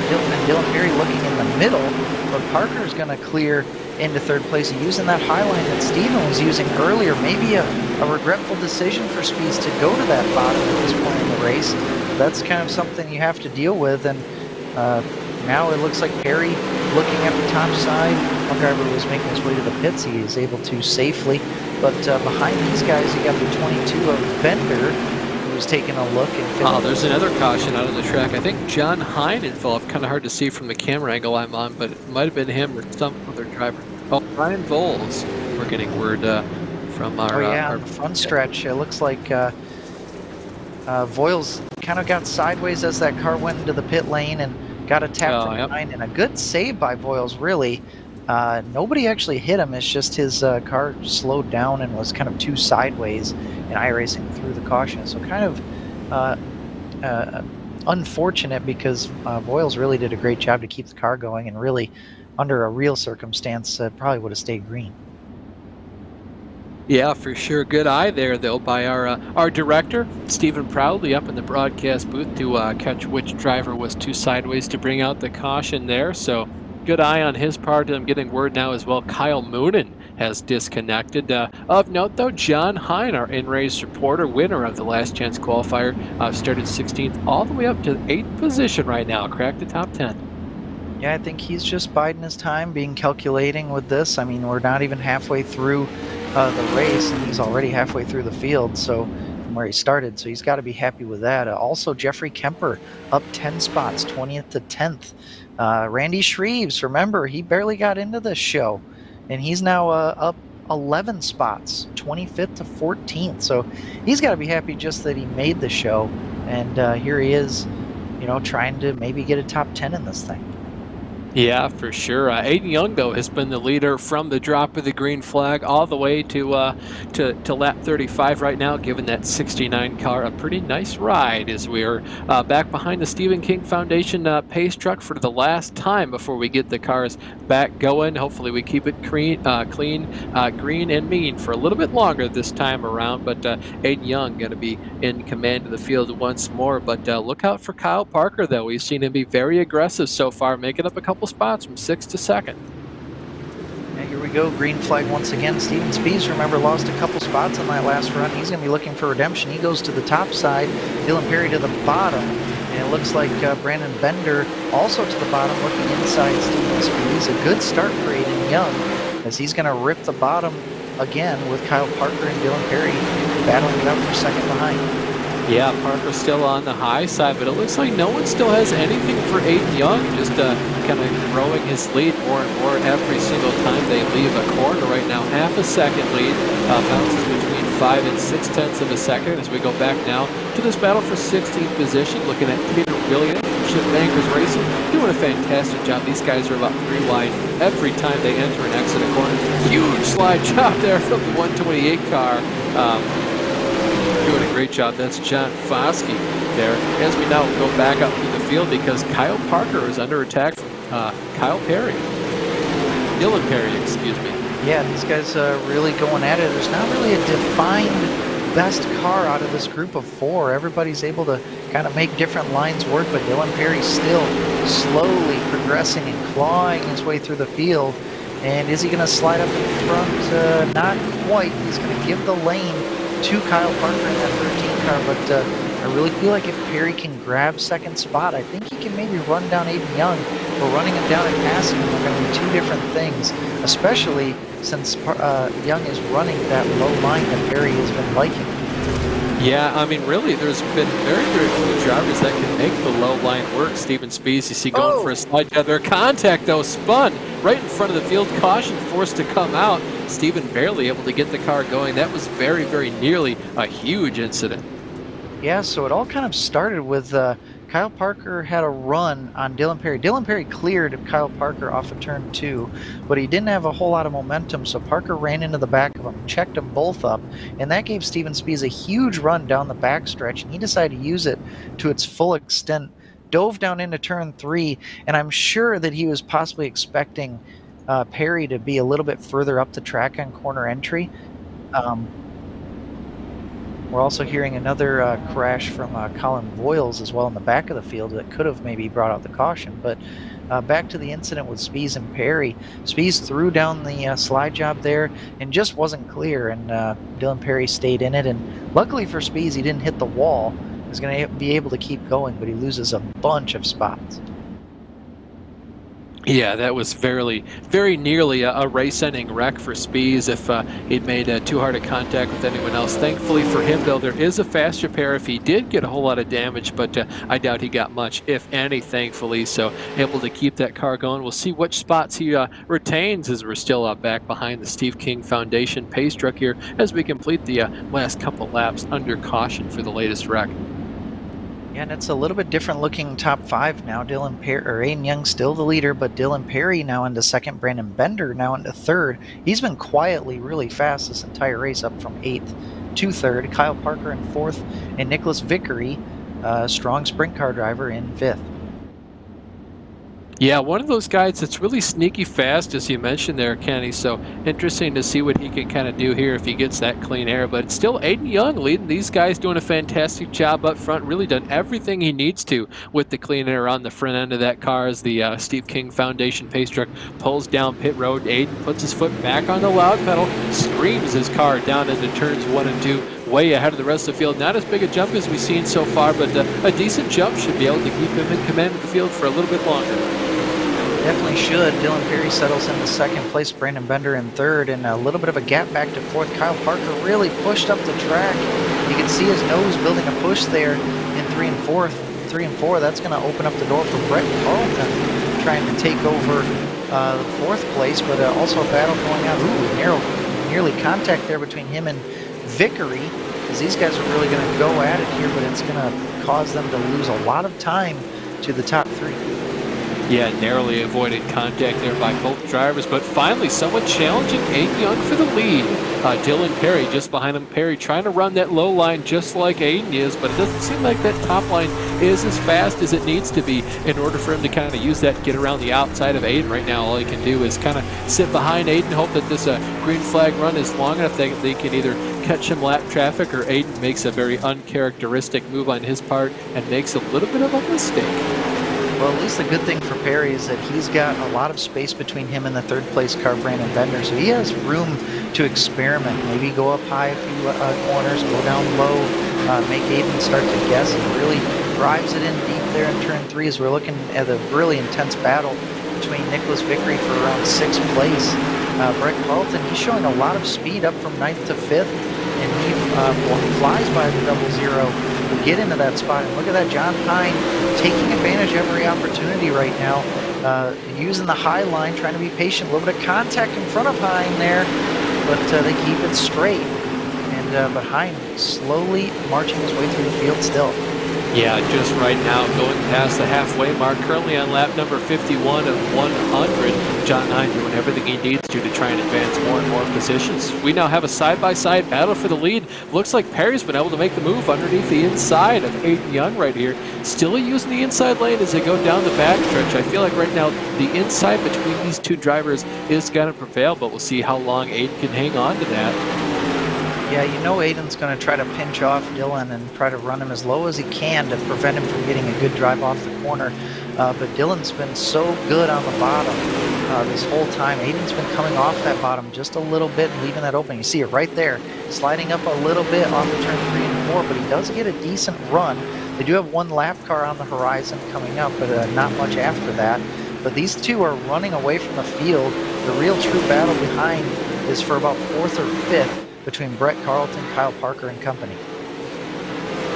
Yeah, these drivers still going at it. I'll be very interested to see right now if this kind of makes Aiden rethink that whole bottom line thing. He's been using that middle line very effectively right now. I don't know if that's faster or just he can run that line faster than the 7 car of Perry just behind him. But there's a huge battle going on just behind these guys by about 3 or 4 car lengths. But of course, we are going to keep the camera focused right here on this battle for the lead because it's only going to get hotter and hotter, especially there's lap traffic just ahead of these guys about 1 straightaway away. Yeah, just to give an update, it was a little bit of contact in the back half of the top 10. John Hine ran into a driver in front of him and lost him a couple spots, or 1 or 2 anyway, and he's back to 8th place, but everybody is still keeping it going here. Plenty of drivers still running the top and the bottom. As you see, Dylan Perry still sticking his nose down at the bottom, but Aiden Young holding a pretty wheel at the moment, still in the lead, and something creative is going to have to happen, I think, for Perry to make this move, or at least try to force Aiden Young into making a mistake.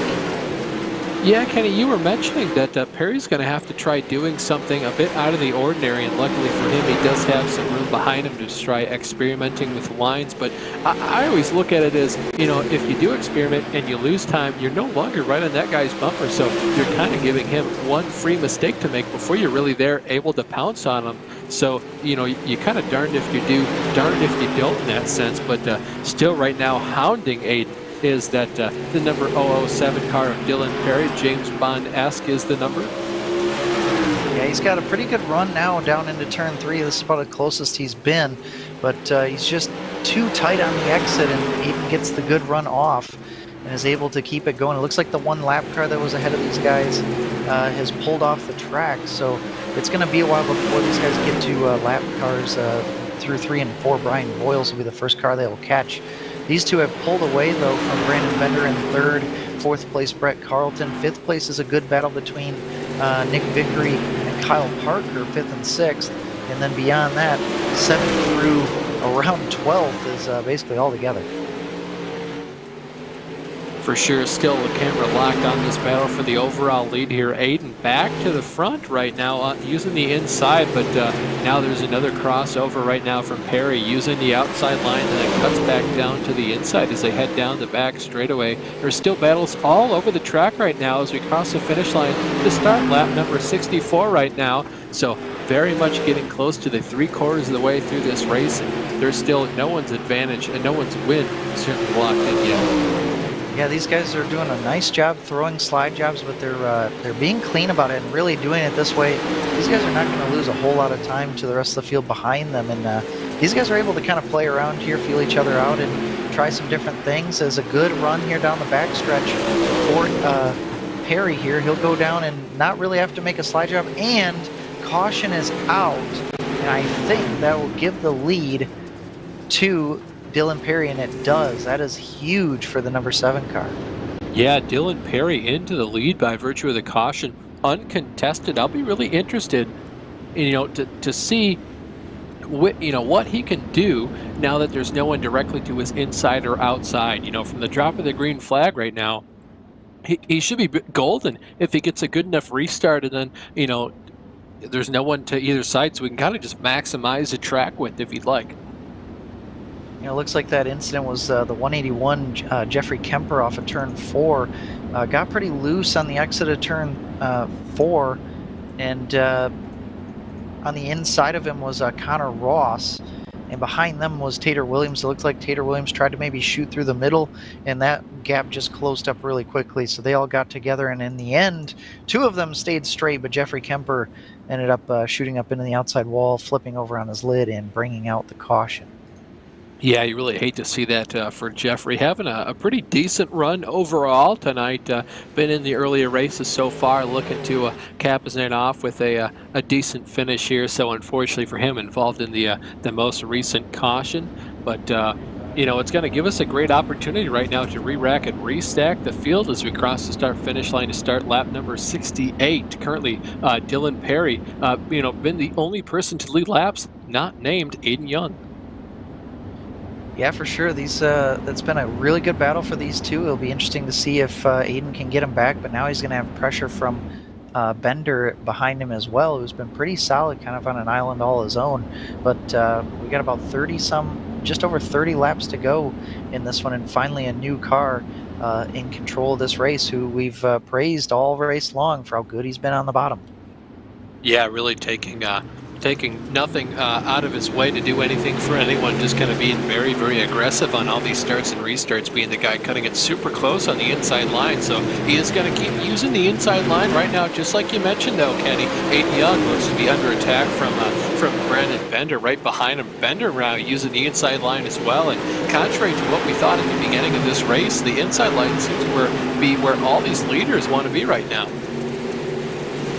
Yeah, for sure. These guys are just kind of rolling the bottom. Maybe the top side's not really showing a whole lot of momentum. We do see in the back there's John Hine.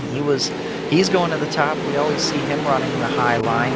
But yeah, the majority of the leaders, they're running the low line. You see John, look how few drivers are up there at the top. But John, determined to make it work. He's not necessarily losing any ground, but it's going to take full commitment from that 71 car to make some progress. Yeah, he's going to really have to nail every single corner, every single lap if he wants to get further up through the field here. It looks like he is right now going to be scored in the 7th position again. Kind of flirting with that 6th spot if he can continue to make up any room. These guys are all sorts of sideways. One car extremely sideways in the back. Narrowly saves that machine. I believe that was the number 83 car. So fantastic job on his part and able to keep that car going in the straight line. Yeah, Dylan Perry's pulled out to probably 5 or so car length advantage. We're looking back at the best battle on the track here. Tater Williams at the bottom there. He's trying to make something work, running that shortest line around the track, and he's up 5 spots from where he started, 13th to 8th. Gets a little bit loose, or maybe pushy tight on the exit of turn 2, and possibly will lose a spot to John Foskey. These guys pretty wide open, spread out, still using multiple lanes around Volusia Speedway here as we're approaching 25 to go. For sure, Kenny. I feel like if John Hines, post-race interview from the last chance qualifier is anything to go off of, I think these cars are continuing to get tighter and tighter in the middle of the corner, and then they kind of have to rely on the horsepower from the rear end and break it loose and rotate the car around as they exit from the corner. But don't look now, Steven Spees all the way back up in 12th position after he made a hard contact, that almost that self-inflicted spin with a slide job earlier in the race. So doing a great job there. John Hine up 10 spots into 6th. Yeah, John he's so close to finally getting clear into that 6th place, but it's been such a grind for him. And it looks like Kurt Schatzer trying to shoot the middle. Ooh, John Hine got really tight hits the wall. Kurt Schatzer up in the wall with him, and they're gonna spin. Schatzer keeps it straight, and it looks like John gets spun in turn 4. Looks like no caution. Oh, there's the caution. Yeah, John unfortunately made contact with him right there, and he did try to straighten him out, do the friendly thing. Hey, I almost spun you out, saved him, and then I just don't think there was anything back from that other car in that situation. So very unfortunate for John there. Hard lick to the outside wall. I don't even know if he can get that car restarted back down to pit lane to get his fast repair, but very unfortunate for him nonetheless. He was able to get moving though, so he should be able to get his fast repair here in just a second. Yeah, I think he should stay on the lead lap with this one. We'll have about 20 or so laps to go.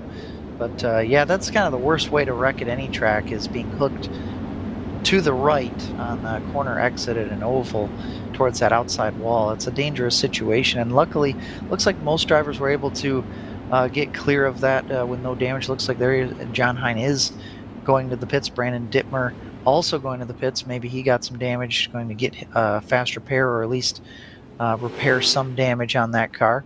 But yeah, so we're going to have 20 or so laps to go here, and pretty dominant display by Dylan Perry after that last restart. We'll see if that continues, but I think for at this point, he's got to be considered the favorite.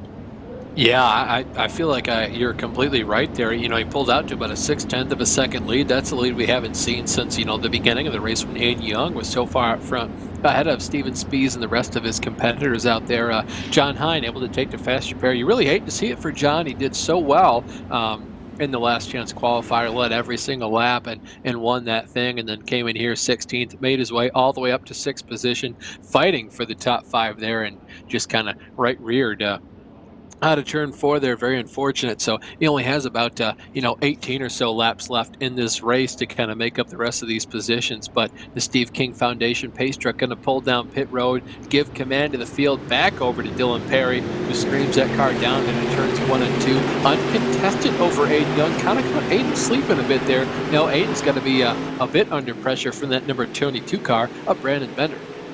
Yeah, pretty similar to the last restart. Aiden was a little bit slow on the start, and Bender kind of peeked his nose inside, but not really able to do anything more than that. And now Bender actually trying to fend off a challenge at this point from Brett Carlton, who's been strong in the 224 car in 4th place. The 5th place rounded out there by Nicholas Vickery. We're taking a look at the leaders. As you see, Dylan Perry already has strung out probably about a 5-car length advantage. Looking back through the field, you see John Hein in the back of the picture trying to recover as many spots as he can here with less than 20 to go, trying to just go where everybody else isn't. Yeah, Kenny, I've heard you say it on a couple different occasions with, at this point when the cars are everywhere all over the track and you're this deep in the field, you kind of just have to go where they aim. Yeah, and I actually mistook him for another car, another blue-black car, but John is making up some spots. He's up to about 17th spot or so. But again, more battles going on throughout the top 10. So we look at some side-by-side battles. That's Dylan Hutchison in the top line there in the green and black machine, battling for around 10th, 12th spot. But still up front, Dylan Perry has a decent advantage over Aiden Young, and Aiden Young is being kept honest by Brandon Bender, but he is starting to separate himself a bit. Yeah, this battle, though, for about 10th, 11th, 12th place, still very hotly contested between Hutchinson, Lacey Ross, and of course, right behind these guys is Randy Shreves doing a fantastic job to kind of come back up through the field. One of the drivers, like you said, Kenny, barely was able to squeak into this race, started at 25th position, all the way up into 13th. He's been floating around this position for quite a long time right now, as Randy, as he makes a little bit of contact there with the driver just ahead of him, Brandon Boyles. So we'll see if there's any sort of retaliation there. And look, you see that number 72 car, Zach Chapman, doing fantastic to come up from 21st place. He was one of the drivers just passing the pace start to get his lap back a couple short cautions ago. Yeah, looking through the field, looks like Tater Williams is about the first driver who's really trying to make that high line work in 8th place. And then behind him, Dylan Hutchison is running that high line as well in 11th. But looks like the bottom has kind of come in the second half of this race and has really been the preferred line as we're approaching 10 laps to go. Not a whole lot of change for position at this point. Things are kind of calming Oh, down. But I contact. did Yeah, see, Chapman yes, gets caution. into Brandon Voiles. Yeah, to bring out the caution again. We just saw that happen in real time there. Two drivers just kind of hooking one another. So going to spin him out. You see Dylan Perry still our leader. A huge advantage on his part, about 1.5 seconds. Yeah, it looks like Randy Shreves ended up being the victim there. I think John Hine kind of drove into turn 3, and Shreves looked oddly slow into turn 3. Just got really sideways, I think, on entry, and John drove it down in there and made some contact with him. Shreves made a little pirouette and then got rear-ended slightly by Kurt Schatzer, I believe, who was a passerby there. Tried to avoid but couldn't. But I think all these guys will continue on, and this will be interesting though, because we're less than 10 laps to go. We'll have probably somewhere around 5 or 6 to go when we go green, and things are going to get quite aggressive here on this final restart, possibly final restart anyway. Yeah, it could very well be the final restart here. Not very many chances for more restarts as we get down to the, pay window is going to open in a couple short laps here. Interesting to see, too, just how evil these cars are handling. You kind of send them into the corner. They're loose. They get really tight in the center. Then when you try to put the power down coming off there, it's kind of like a push-loose condition. Very weird sensation it looks like these guys are having to deal with right now. But it's still Perry out front, then Young, Bender, Carlton, and Vickery going to complete your top 5. Yeah, it's been pretty much the same drivers up towards the front, at least for the second half of this race. Perry's done a really good job. Looks like he's going to have to defend for 6 more laps when we go green here. Again, single file restarts, and Perry's done a great job leading the field to green. We'll see if he can do it one more time. Yeah, Perry's been getting a lot of good restarts, especially almost catching Aiden Young sleeping for the last couple, so we'll see if Aiden can do anything different on this one restart, or if Perry kind of gaps him and the rest of the field as they head down into turn 1. But the pace truck turns down pit road. You see Perry step on the gas pedal, get the car extremely sideways. Not the kind of gap we're used to him making over Aiden, but still definitely a good one, able to have him sit kind of comfortably for the next couple laps. That was a good point. He didn't really get the jump that he had the last few restarts, but he had a really good exit of turn 2 compared to Aiden Young, and was able to build that gap up just a little bit. Here we have 5 laps to go. Young still in second. Oh, contact between Vickery and I believe that was Carlton there in the top 5. Yeah, that's going to move those. Yeah, Vickery now keeps falling down the pylon here. Right now, 17th position. He'll probably end up finishing there if he can get the car going just in time here. But these guys are about 3 wide. You see the battle right now for 4th and 5th position between Carlton and Costa. Yeah, this has been the trend. It's been pretty spread out for the first 3 or 4 positions, and then just an all-out war for 5th on back. And it's changed. The roster of drivers that's been up here has changed throughout the race. But coming to 2 laps to go, these guys have upped their aggressiveness. But again, Dylan Perry is firmly controlling this field. Yeah, how about Steven Spees back up into the 8th position? But we'll go ahead and look at our leaders as Dylan Perry comes by to take the 2 laps to go. Mark Piney, the flagman, 2 windows up in the air, a peace sign for these guys. As now you see Perry coming out of turns 3 and 4 for the second to last time. Take the white flag. White flag means 1 lap to go before we end this race. Perry been doing a fantastic job all day long. Kind of flirted with the top 5 here in the beginning, was using the inside line to his advantage each and every restart. About 30 laps to go. Took the lead finally from Aiden Young after a fierce battle for 10 laps. But Dylan Perry takes a checkered flag here tonight in the Mr. Plummer 100. Aiden Young is going to be second, and Brandon Bender will be the final name to get the Toilet Bowl trophy tonight in this one. A good solid run for all 3 of those drivers. Brett Carlton in 4th, Kyle Parker in 5th. Those drivers ran up front all night long. And how about John Foskey, 18th to 6th? That's plus 12 positions. And I think that'll be good enough for the Gambler Motorsports Hard Charger Award. Yeah, Kenny, I think you're certainly right with that. So that concludes the Mr. Plummer Toilet Bowl 100. We'll go ahead and get your guys' finishing order up here. Of course, Dylan Perry taking the checkered flag here tonight from Chip Bangers Racing, finishing in first position. Aiden Young going to come home in second. Brandon Bender finishes in third with Brett Carlton in fourth. Kyle Parker rounds out your top five with John Foskey in sixth position. Dylan Hutchinson finishes in seventh place with Tater Williams in eighth. Brennan Lacey finishes in ninth place with Steven Spees rounding out your top 10. Brian Voiles finishes in 11th with Zach Chapman finishing 12th. 13th belongs to John Hine. We saw him make a decent recovery after the wreck he had partway through. Randy Shreves barely gets into the field, but he gains 11 spots up to 14th. Nick Vickery ends up 15th tonight. 16th is Cody Early. 17th in the final car on the lead lap was Kurt Schatzer. Connor Ross ends up 18th with Jeffrey Kemper in 19th. Running out the top 20 was Chris Berger. Brandon Dittmer was 21st, Colin Voiles 22nd. These drivers all victims of attrition tonight. Carson Nicholson ends up 23rd, and the final two drivers, Kyle Moonen and Bob DeGood. That was your finishing order here. We're going to go ahead and catch up with our race winner, Dylan Perry. Dylan, you did a fantastic job, being super aggressive, using the low line to your advantage on each and every restart. And then you kind of just stalked Aiden for a long time. You guys had a fantastic battle there at the end. But at the end of the day, you're the one that comes home with the checkered flag in your hand. Great race, man. Thank you. Yeah, I mean it was fun racing with Aiden for those what felt like forever in a day with us throwing sliders just about every corner. It was fun, and the way the track was, if you messed up a little bit, it was going to be a make it or break it. And we were both just kind of hitting our marks, and that when that caution came out, it just kind of fell my way. And after that, I just had to hold on and hope I had enough. For sure. When you guys went back to that single file restart, each and every restart, you were getting a pretty big jump on the rest of the field, with the exception of that very last one. Were you trying something different, or was there just, a lack of grip up top finally?